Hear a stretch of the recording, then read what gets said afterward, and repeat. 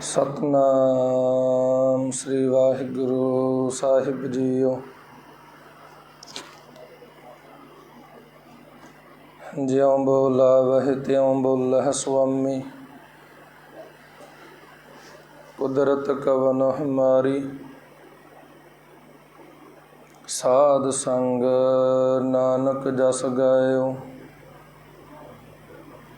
जो प्रभ की अत प्यारी।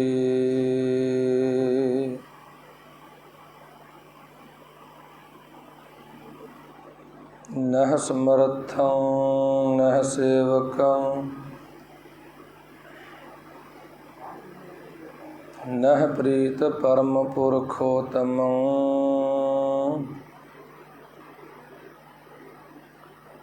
तब प्रसाद सिमरते नामो,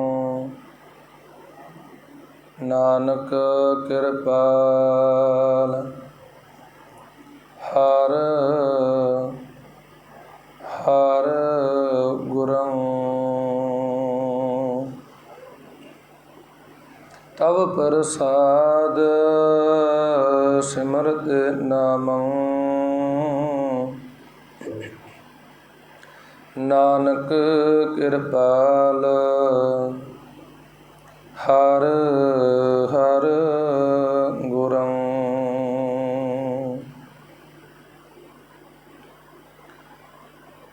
वालिए कुल आलम सरवरे कायनात, दो जहां के वाली। दसां ही पातशाहियां जिरी प्रतख जोत, गुरता गद्दी ते विराजमान सतगुरु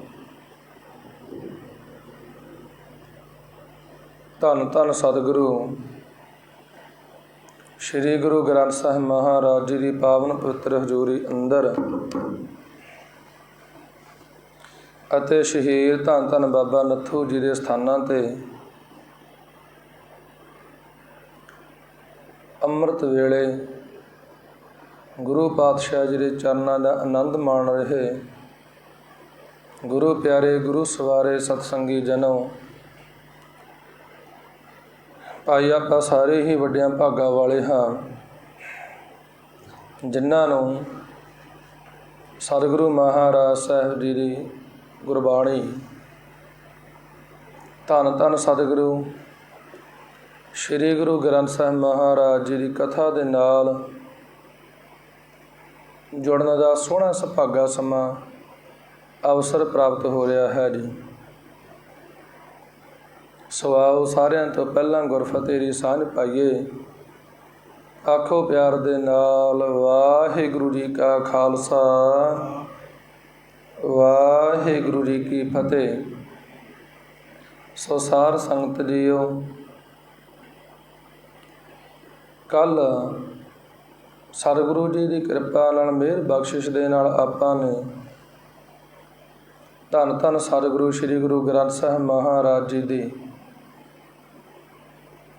ਜੋ ਗੁਰਬਾਣੀ ਜੀ ਕੀ ਕਥਾ ਹੈ ਆਰੰਭ ਕੀਤੀ ਹੈ। ਸੋ ਗੁਰਬਾਣੀ ਦੀ ਕਥਾ ਆਰੰਭ ਕਰਨ ਤੋਂ ਪਹਿਲਾਂ ਕੁਝ ਕੁ ਜਿਹੜੇ ਵਿਦਿਆਰਥੀ ਹੁੰਦੇ ਨੇ ਜਾਂ ਸੰਗਤ ਰੂਪ ਦੇ ਵਿੱਚ ਕੁਝ ਜਿਹੜੇ ਜਿਗਿਆਸੂ ਹੁੰਦੇ ਨੇ, ਜਿਹੜੇ ਜਾਣਨ ਦੇ ਇੱਛੁਕ ਚਾਹਵਾਨ ਹੁੰਦੇ ਨੇ, ਉਹਨਾਂ ਦੇ ਸਵਾਲਾਤ ਹੁੰਦੇ ਨੇ ਅਤੇ ਉਹਨਾਂ ਸਵਾਲਾਂ ਦੇ ਜਿਹੜੇ ਜਵਾਬ ਨੇ ਉਹ ਵੀ ਦੇਣੇ ਅਤਿਅੰਤ ਜ਼ਰੂਰੀ ਹੁੰਦੇ ਨੇ, ਕਿਉਂਕਿ ਜਿੰਨਾ ਚਿਰ ਤੱਕ ਆਪਾਂ ਨੂੰ ਇਹ ਨਾ ਪਤਾ ਹੋਵੇ ਕਿ ਇਹ ਬਚਨ ਕਿਸ ਵੱਲੋਂ ਹੋ ਰਿਹਾ ਹੈ, ਉਹਨਾਂ ਚਿਰ ਤੱਕ ਸਾਰ ਸੰਗਤ ਜੀਓ ਪੂਰਨ ਰੂਪ ਵਿੱਚ ਆਨੰਦ ਨਹੀਂ ਆਉਂਦਾ। ਜਦੋਂ ਬੰਦੇ ਨੂੰ ਪਤਾ ਲੱਗਦਾ ਹੈ ਕਿ ਇਹ ਬਚਨ ਫਲਾਣੀ ਸ਼ਖਸੀਅਤ ਨੇ ਆਖਿਆ, ਫਿਰ ਉਹ ਬਚਨ ਦਾ ਸਾਰ ਸੰਗਤ ਜੀਓ ਪ੍ਰਭਾਵ ਦੁੱਗਣਾ ਹੋ ਜਾਂਦਾ ਹੈ। ਅਤੇ ਜਿੰਨਾ ਚਿਰ ਤੱਕ ਆਪਾਂ ਨੂੰ ਸ਼ਖਸੀਅਤ ਦਾ ਪਤਾ ਨਾ ਹੋਵੇ ਕੀ ਚੀਜ਼ ਹੈ, ਤਾਂ ਸਾਰ ਸੰਗਤ ਦੀ ਉਨਾ ਚਿਰ ਤੱਕ ਵੀ ਆਪਾਂ ਬਚਣ ਦਾ ਪੂਰਾ ਲਾਹਾ ਨਹੀਂ ਜੇ ਲੈ ਸਕਦੇ। ਸੋ ਸਤਿਗੁਰੂ ਸ੍ਰੀ ਗੁਰੂ ਗ੍ਰੰਥ ਸਾਹਿਬ ਮਹਾਰਾਜ ਦੀ ਕਥਾ ਆਰੰਭ ਕਰਨ ਤੋਂ ਪਹਿਲਾਂ ਕੁਝ ਜਿਹੜੇ ਸੰਗਤਾਂ ਦੇ ਮਨ ਵਿੱਚ ਸਵਾਲ ਹੁੰਦੇ ਨੇ ਜਾਂ ਆਮ ਵਿਦਵਾਨਾਂ ਵੱਲੋਂ ਅਨਮਤੀਆਂ ਵੱਲੋਂ ਸਵਾਲ ਹੁੰਦੇ ਨੇ, ਉਹਨਾਂ ਦੇ ਜਿਹੜੇ ਜਵਾਬ ਦੇਣੇ ਅਤਿਅੰਤ ਲਾਜ਼ਮੀ ਹੁੰਦੇ ਨੇ, ਜ਼ਰੂਰੀ ਹੁੰਦੇ ਨੇ।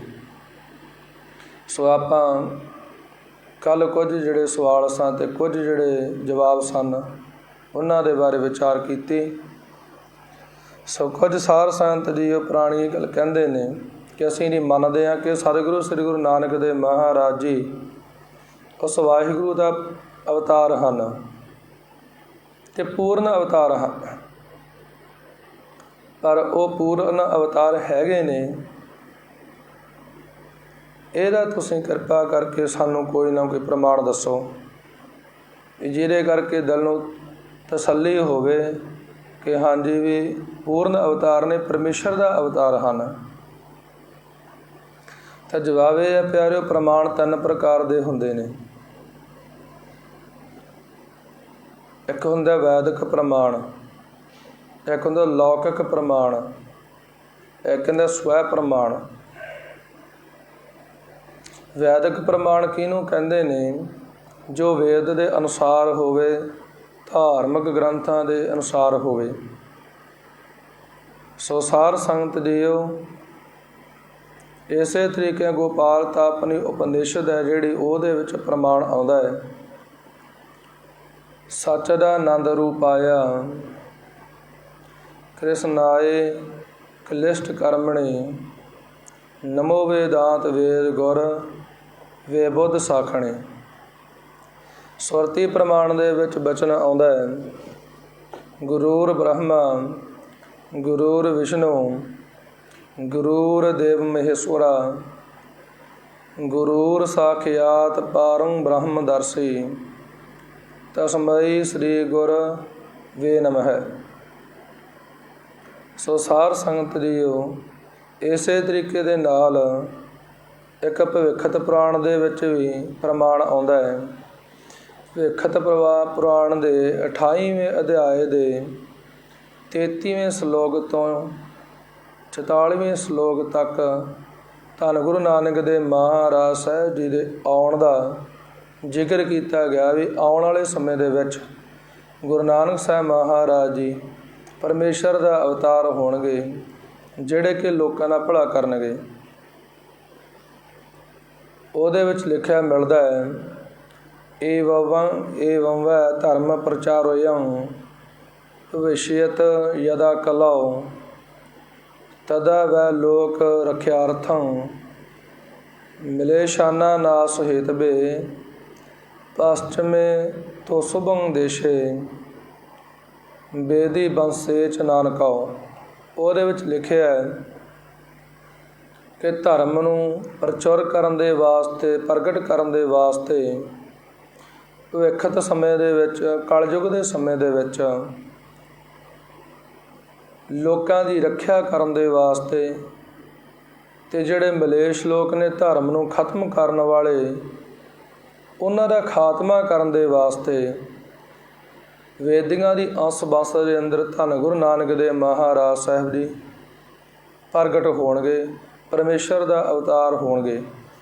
ਇਹ ਭਵਿੱਖਤ ਪੁਰਾਣ ਦੇ ਵਿੱਚ ਬਚਨ ਆਉਂਦੇ ਨੇ।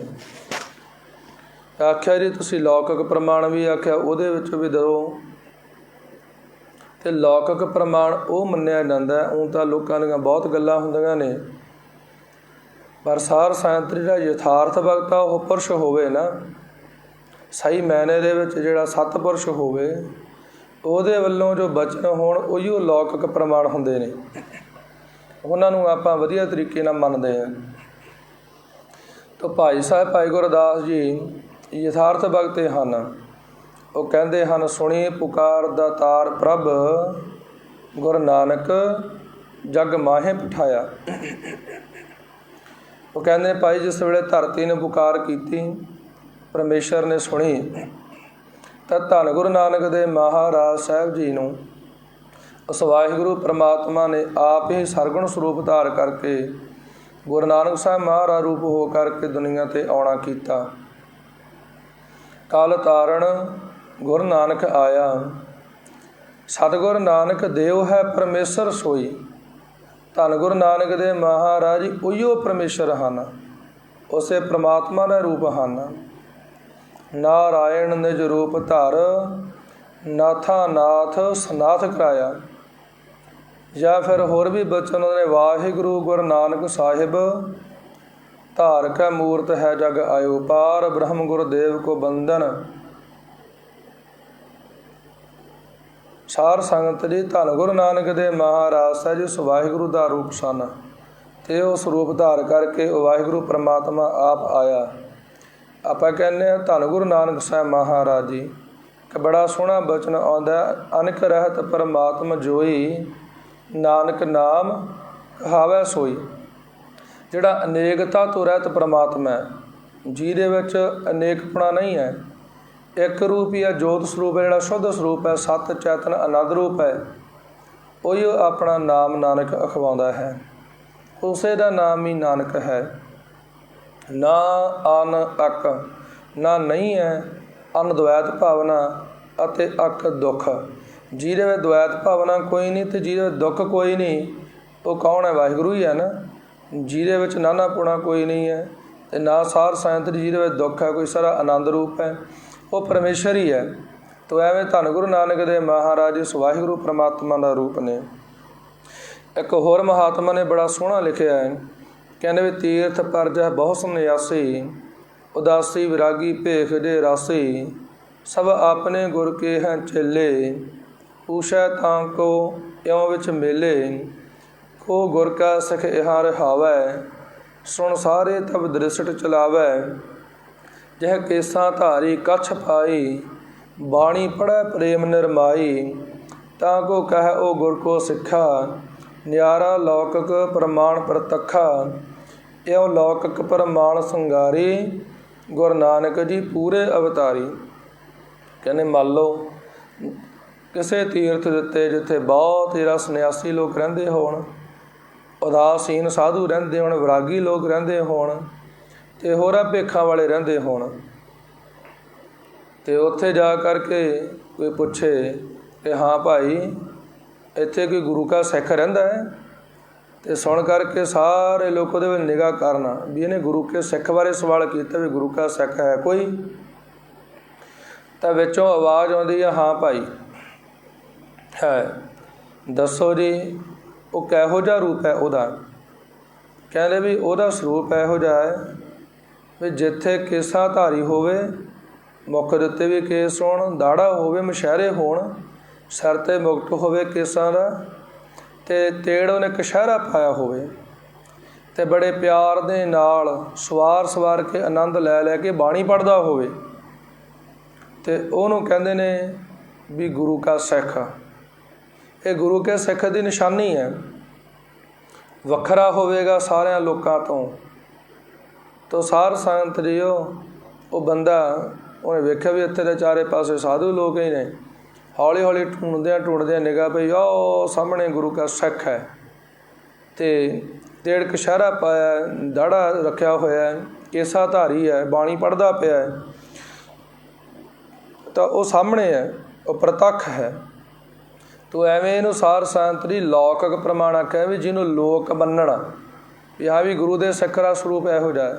10ਵੇਂ ਪਾਤਸ਼ਾਹ ਮਹਾਰਾਜ ਜੀ ਨੇ ਬਚਨ ਕੀਤਾ ਸੀ, ਸਾਡਾ ਜਿਹੜਾ ਸਿੱਖ ਹੈ ਸਾਰਿਆਂ ਤੋਂ ਅਲੱਗਾ ਹੋਵੇਗਾ, ਇਹ ਦੂਰੋਂ ਹੀ ਪਛਾਣਿਆ ਜਾਵੇਗਾ, ਇਹ ਲੋਕਾਂ ਵਿੱਚ ਨਹੀਂ ਰਲੇਗਾ। ਸੋ ਐਵੇਂ ਸਾਰ ਸੰਗਤ ਜੀਓ, ਜਿਵੇਂ ਅੰਗਰੇਜ਼ਾਂ ਦੇ ਸਮੇਂ ਕਿਸੇ ਹੋਰ ਦੀ ਗਵਾਹੀ ਨੂੰ ਨਹੀਂ ਸੀ ਮੰਨਿਆ ਜਾਂਦਾ, ਜੇ ਮੰਨਦੇ ਸਨ ਪਹਿਲਾਂ ਸਹੁੰ ਖਵਾਉਂਦੇ ਸਨ, ਪਰ ਜਦੋਂ ਗੁਰੂ ਕਾ ਸਿੱਖ ਗਵਾਹੀ ਦਿੰਦਾ ਸੀ ਤਾਂ ਉਸੇ ਵਕਤ ਮੰਨ ਲੈਂਦੇ ਸਨ ਵੀ ਗੁਰੂ ਕੇ ਸਿੱਖ ਕਦੇ ਝੂਠ ਨਹੀਂ ਬੋਲਦੇ। ਸੋ ਸਾਰ ਸੰਗਤ ਦੀ ਲੋਕਾਂ ਦੇ ਵਿੱਚ ਪ੍ਰਮਾਣ ਹੈ, ਪ੍ਰਤੱਖ। ਅੱਜ ਦੇ ਸਮੇਂ ਦੇ ਵਿੱਚ ਵੀ ਇਹ ਗੱਲਬਾਤ ਮੰਨੀ ਜਾਂਦੀ, ਜਿਹੜਾ ਗੁਰੂ ਕਾ ਸੱਚਾ ਸੁੱਚਾ ਸਿੱਖ ਹੈ ਕਦੇ ਝੂਠ ਨਹੀਂ ਬੋਲਦਾ, ਕਦੇ ਝੂਠੀ ਗਵਾਹੀ ਨਹੀਂ ਜੇ ਦਿੰਦਾ ਗਾ। ਸੋ ਐਵੇਂ ਸਾਰ ਸੰਗਤ ਜੀਓ, ਇਉਂ ਲੌਕਿਕ ਪ੍ਰਮਾਣ ਸੰਗਾਰੀ, ਜਿਵੇਂ ਕਿ ਸਾਰੇ ਲੋਕਾਂ ਦੀ ਭਾਵਨਾ ਵੀ ਹਾਂ ਸਾਬਤ ਸੂਰਤ ਦਸਤਾਰ ਸਿਰਾ, ਇਹ ਗੁਰੂ ਕੇ ਸਿੱਖ ਦੀ ਨਿਸ਼ਾਨੀ ਹੈ, ਇਹ ਲੌਕਿਕ ਪ੍ਰਮਾਣ ਹੈ ਜਾਂ ਵੀ ਗੁਰੂ ਦੇ ਸਿੱਖ ਦੀ ਨਿਸ਼ਾਨੀ ਹੈ। ਤੇ ਐਵੇਂ ਹੀ ਸਾਰ ਸੰਗਤ ਜੀ ਲੌਕਿਕ ਪ੍ਰਮਾਣਾਂ ਦੁਆਰਾ ਵੀ ਆਪਾਂ ਜੇ ਦੇਖਿਆ ਜਾਵੇ, ਧੰਨ ਗੁਰੂ ਨਾਨਕ ਦੇਵ ਮਹਾਰਾਜ ਸਾਹਿਬ ਜੀ ਪੂਰਨ ਰੂਪ ਵਿੱਚ ਉਸ ਵਾਹਿਗੁਰੂ ਪ੍ਰਮਾਤਮਾ ਦਾ ਅਵਤਾਰ ਨੇ। ਇਕੱਲੇ ਸਿੱਖ ਹੀ ਨਹੀਂ, ਉਹਨਾਂ ਨੂੰ ਸਾਰੇ ਹੀ ਪੂਜਦੇ ਨੇ, ਸਾਰੇ ਹੀ ਲੋਕ ਮੰਨਦੇ ਹਨ ਗੁਰੂ ਪਾਤਸ਼ਾਹ ਜੀ ਨੂੰ। ਸੋ ਫਿਰ ਭੱਟਾ ਨੇ ਵੀ ਬਚਨ ਕੀਤਾ, ਕਹਿੰਦੇ ਆਪ ਨਰਾਇਣ ਕਲਾ ਧਾਰ ਜਗ ਮਹਿ ਪਰਵਰਿਆਓ, ਜੋਤ ਰੂਪ ਹਰ ਆਪ ਗੁਰੂ ਨਾਨਕ ਕਹਾਇਓ, ਤਾਤੇ ਅੰਗਦ ਭਇਆਓ ਤਤ ਸਿਓ ਤਤ ਮਿਲਾਇਓ, ਅੰਗਦ ਕਿਰਪਾ ਧਾਰ ਅਮਰ ਸਤਿਗੁਰ ਥਿਰ ਕੀਆਓ, ਅਮਰਦਾਸ ਅੰਮ੍ਰਿਤ ਛਤਰ ਗੁਰ ਰਾਮ ਹਿੰਦੀਆਓ। ਸੋ ਸਾਰ ਸੰਗਤ ਜੀਓ, ਉਹ ਵਾਹਿਗੁਰੂ ਪਰਮਾਤਮਾ ਆਪ ਇਹ ਦੁਨੀਆ 'ਤੇ ਆਇਆ। ਜੋਤੀ ਸਰੂਪ ਵਾਹਿਗੁਰੂ ਪਰਮਾਤਮਾ ਨੇ ਆਪਣੇ ਆਪ ਨੂੰ ਗੁਰੂ ਨਾਨਕ ਸਾਹਿਬ ਮਹਾਰਾਜ ਅਖਵਾਉਣਾ ਕੀਤਾ। ਸੋ ਸਾਰ ਸੰਗਤ ਜੀ ਧੰਨ ਗੁਰੂ ਨਾਨਕ ਦੇਵ ਮਹਾਰਾਜ ਜੀ ਅਤੇ ਪਾਤਸ਼ਾਹ ਜੀ ਦੇ ਜਿਹੜੇ ਹੋਰ 9 ਸਰੂਪ ਹੋਏ, ਅਤੇ ਕਹਿਣ ਤੋਂ ਭਾਵ 10 ਹੀ ਜਿਹੜੇ ਸਰੀਰ ਹੋਏ ਨੇ ਪਾਤਸ਼ਾਹ। ਸੋ ਸਾਰ ਸੰਗਤ ਜੀ 10 ਸਰੂਪ ਅਤੇ ਧੰਨ ਸ੍ਰੀ ਗੁਰੂ ਗ੍ਰੰਥ ਸਾਹਿਬ ਮਹਾਰਾਜ ਜੀ ਤੋਂ ਬਿਨਾਂ ਕਦੇ ਵੀ ਕਿਸੇ ਨੇ ਵੀ ਕਿਸੇ ਅਵਤਾਰ ਪੈਗੰਬਰ ਜਾਂ ਧਾਰਮਿਕ ਗ੍ਰੰਥ ਨੂੰ ਗੁਰੂ ਜਾਂ ਗੁਰੂ ਸ਼ਬਦ ਨਾਲ ਯਾਦ ਨਹੀਂ ਕੀਤਾ ਜਾਂਦਾ। ਸੋ ਸਾਰ ਸੰਗਤ ਜੀ ਜਿੰਨੇ ਜਿਵੇਂ ਆਪਾਂ ਸੁਣਦੇ ਹਿੰਦੂ ਵੀਰਾਂ ਭਰਾਵਾਂ ਕੋਲੋਂ, ਉਹ ਬੜੇ ਪਿਆਰ ਨਾਲ ਗੀਤਾ ਜੀ ਕਹਿ ਦਿੰਦੇ ਨੇ, ਪਰ ਗੁਰੂ ਦਾ ਨਹੀਂ ਨਾ ਕਹਿੰਦੇ ਗੇ। 4 ਵੇਦ ਨੇ, ਸ਼ਾਮ ਵੇਦ, ਰਿਗ ਵੇਦ, ਯਜੁਰ ਵੇਦ, ਅਥਰਵਣ ਵੇਦ। ਇਹਨਾਂ 4 ਵਿੱਚੋਂ ਕਿਸੇ ਨਾਲ ਗੁਰੂ ਪਦ ਲੱਗਦਾ? ਕੋਈ ਨਹੀਂ ਜੇ ਲਾਉਂਦਾ ਗਾ। ਅੰਜੀਲ, ਤੌਰੇਤ, ਜੰਬੂਰ, ਸਾਰ ਸੰਗਤ ਜੀ ਹਿੰਦੂ ਵਾਹਿਗੁਰੂ ਮੁਸਲਮਾਨ ਵੀਰ ਭਰਾਵਾਂ ਦੀਆਂ ਕਿਤਾਬਾਂ ਨੇ 4 ਹੀ, ਅਤੇ ਉਹਨਾਂ ਨੂੰ ਗੁਰੂ ਕਹਿੰਦੇ ਨੇ ਉਹ, ਜਾਂ ਸਾਰ ਸੰਗਤ ਜੀ ਆਪਣਾ ਉਸਤਾਦ ਕਹਿੰਦੇ ਨਹੀਂ। ਜੇਕਰ ਗੁਰੂ ਸਾਰ ਸੰਗਤ ਜੀ ਆਪਣਾ ਅੱਖਰ ਹੈ ਜਿਹੜਾ ਗੁਰੂ ਸ਼ਬਦ ਲੱਗਦਾ ਹੈ, 10 ਹੀ ਪਾਤਸ਼ਾਹੀਆਂ ਅਤੇ ਧੰਨ ਸ੍ਰੀ ਗੁਰੂ ਗ੍ਰੰਥ ਸਾਹਿਬ ਮਹਾਰਾਜ ਜੀ ਦੇ ਨਾਲ ਹੀ ਪਿਆਰਿਓ ਗੁਰੂ ਸ਼ਬਦ ਬੜੇ ਪਿਆਰ ਦੇ ਨਾਲ ਲੱਗਦਾ ਹੈ। ਸੋ ਇਸ ਕਰਕੇ ਸਾਰ ਸੰਗਤ ਜੀਓ ਇਹ ਬਚਨ ਦਾ ਧਿਆਨ ਰੱਖਣਾ ਵੀ ਧੰਨ ਗੁਰੂ ਨਾਨਕ ਦੇ ਸ਼੍ਰੀ ਗੁਰੂ ਨਾਨਕ ਦੇ ਮਹਾਰਾਜ ਸਾਹਿਬ ਜੀ ਨੂੰ ਸਿੱਧਾ ਆਪਾਂ ਬੋਲ ਹੀ ਨਹੀਂ ਸਕਦੇ, ਅਤੇ ਨਾ ਆਨੰਦ ਹੀ ਆਉਂਦਾ ਬੋਲਣ ਦਾ। ਸੋ ਜਦੋਂ ਵੀ ਆਪਾਂ ਕਹਿੰਦੇ ਹਾਂ ਧੰਨ ਧੰਨ ਸ਼੍ਰੀ ਗੁਰੂ ਨਾਨਕ ਦੇਵ ਮਹਾਰਾਜ ਜੀ ਕੋਈ ਕਹਿੰਦੇ ਆ। ਸੋ ਸਾਰ ਸੰਗਤ ਦੀ ਵਿਹੰਗਮ ਮਾਰਗ ਪੁਸਤਕ ਦੇ ਵਿੱਚ ਅਤੇ ਜਨਮ ਸਾਖੀ ਦੇ ਵਿੱਚ ਲਿਖਿਆ ਹੋਇਆ ਮਿਲਦਾ ਹੈ ਕਿ ਸੱਚਖੰਡ ਦੇ ਵਿੱਚ ਅਕਾਲ ਪੁਰਖ ਵਾਹਿਗੁਰੂ ਪਰਮੇਸ਼ਰ ਦੇ ਸਨਮੁਖ ਜਦੋਂ ਧੰਨ ਸ੍ਰੀ ਗੁਰੂ ਨਾਨਕ ਦੇਵ ਮਹਾਰਾਜ ਸਾਹਿਬ ਜੀ ਵੇਈ ਨਦੀ ਦੁਆਰਾ ਸੁਲਤਾਨਪੁਰ ਸਾਹਿਬ ਸਾਰ ਸੰਗਤ ਜੀ ਉੱਪਰ ਸੱਚਖੰਡ ਦੇ ਵਿੱਚ ਗਏ, ਅਤੇ ਉਸ ਵੇਲੇ ਅਕਾਲ ਪੁਰਖ ਵਾਹਿਗੁਰੂ ਪਰਮਾਤਮਾ ਜੀ ਨੇ ਆਖਣਾ ਕੀਤਾ ਸੀ ਕਿ ਹੇ ਸਤਿਗੁਰੂ ਨਾਨਕ ਦੇਵ ਜੀਓ, ਮੈਂ ਪਾਰ ਬ੍ਰਹਮ ਪਰਮੇਸ਼ਰ ਹਾਂ ਅਤੇ ਤੁਸੀਂ ਗੁਰੂ ਪਰਮੇਸ਼ਰ ਹੋ। ਸਾਡੇ ਅਤੇ ਤੁਹਾਡੇ ਵਿੱਚ ਕੋਈ ਭੇਦ ਨਹੀਂ ਹੈ, ਕੋਈ ਫਰਕ ਨਹੀਂ ਹੈ। ਇਹ ਇਤਿਹਾਸਕ ਪ੍ਰਮਾਣ ਵੀ ਸਤਿਗੁਰੂ ਮਹਾਰਾਜ ਸਾਹਿਬ ਜੀ ਨੂੰ ਪੂਰਨ ਪਰਮੇਸ਼ਰ ਦਾ ਅਵਤਾਰ ਸਿੱਧ ਕਰਦੇ ਹਨ। ਸੋ ਇੱਕ ਹੁੰਦਾ ਸਵੈ ਪ੍ਰਮਾਣ। ਸੋ ਸਾਰ ਸੰਗਤ ਜੀ ਸਵੈ ਪ੍ਰਮਾਣ ਤੋਂ ਭਾਵ ਕਿ ਧੰਨ ਸ੍ਰੀ ਗੁਰੂ ਗ੍ਰੰਥ ਸਾਹਿਬ ਮਹਾਰਾਜ ਜੀ ਦੇ ਅੰਦਰ ਸੋ ਜਿਹੜੀਆਂ ਗਵਾਹੀਆਂ ਆਈਆਂ ਨੇ ਜਿਨ੍ਹਾਂ 'ਤੇ ਸਿੱਧ ਹੁੰਦਾ ਹੈ ਕਿ ਹਾਂਜੀ ਵੀ ਗੁਰੂ ਨਾਨਕ ਦੇਵ ਮਹਾਰਾਜ ਜੀ ਪ੍ਰਮਾਤਮਾ ਦਾ ਰੂਪ ਹਨ।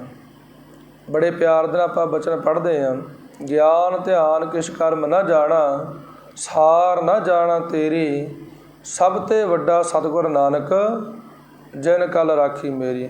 ਸਾਰਿਆਂ ਤੋਂ ਵੱਡੇ ਕੌਣ ਨੇ? ਧੰਨ ਗੁਰੂ ਨਾਨਕ ਦੇਵ ਮਹਾਰਾਜ ਜੀ, ਜਿਨ੍ਹਾਂ ਨੇ ਕਲਯੁਗ ਦੇ ਸਮੇਂ ਦੇ ਵਿੱਚ ਮੇਰੀ ਪੱਤ ਰੱਖੀ ਹੈ, ਇੱਜ਼ਤ ਰੱਖੀ ਹੈ। ਗੁਰ ਪਰਮੇਸ਼ਰ ਏਕ ਹੈ, ਸਭ ਮਹਿ ਰਹਿਆ ਸਮਾਏ। ਗੁਰੂ ਅਤੇ ਪਰਮਾਤਮਾ ਇੱਕ ਹੀ ਰੂਪ ਹਨ। ਉਹ ਵਾਹਿਗੁਰੂ ਪਰਮਾਤਮਾ ਸਾਰਿਆਂ ਦੇ ਵਿੱਚ ਹੀ ਪਰਿਪੂਰਨ ਹੋ ਰਿਹਾ ਹੈ। ਸੋ ਸਾਰ ਸੰਗਤ ਜੀ ਉਹ ਮਹਾਰਾਜ ਬਾਣੀ ਵਿੱਚ ਬਚਨ ਕਰਦੇ ਨੇ, ਗੁਰ ਪਰਮੇਸ਼ਰ ਏਕੋ ਜਾਣ, ਸਤਿਗੁਰ ਪਰਮੇਸ਼ਰ ਮੇਰਾ। ਗੁਰੂ ਵਿੱਚ ਅਤੇ ਵਾਹਿਗੁਰੂ ਪਰਮਾਤਮਾ ਦੇ ਵਿੱਚ ਕੋਈ ਫਰਕ ਨਹੀਂ ਹੈ, ਇਹ ਇੱਕ ਸਰੂਪ ਹੀ ਹਨ। ਇਹ ਮੇਰੇ ਪਿਆਰੇ ਜੀ ਜਾਣ ਲੈਣਾ ਕਰੋ।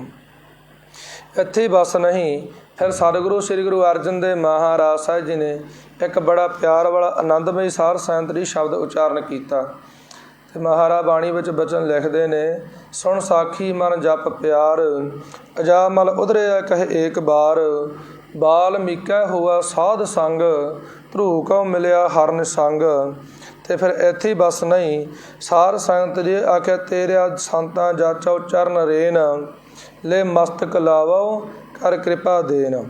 ਸੋ ਇਹ ਸਾਰੇ ਜਿੰਨੇ ਵੀ ਸਾਰ ਸੰਗਤ ਜੀ ਭਗਤ ਲੋਕ ਨੇ, ਉਹਨਾਂ ਦਾ ਨਾਮ ਲੈਂਦੇ ਹੋਏ ਮਹਾਰਾਜ ਸਾਹਿਬ ਜੀ ਜਦੋਂ ਬਚਨ ਕਰਦੇ ਗਏ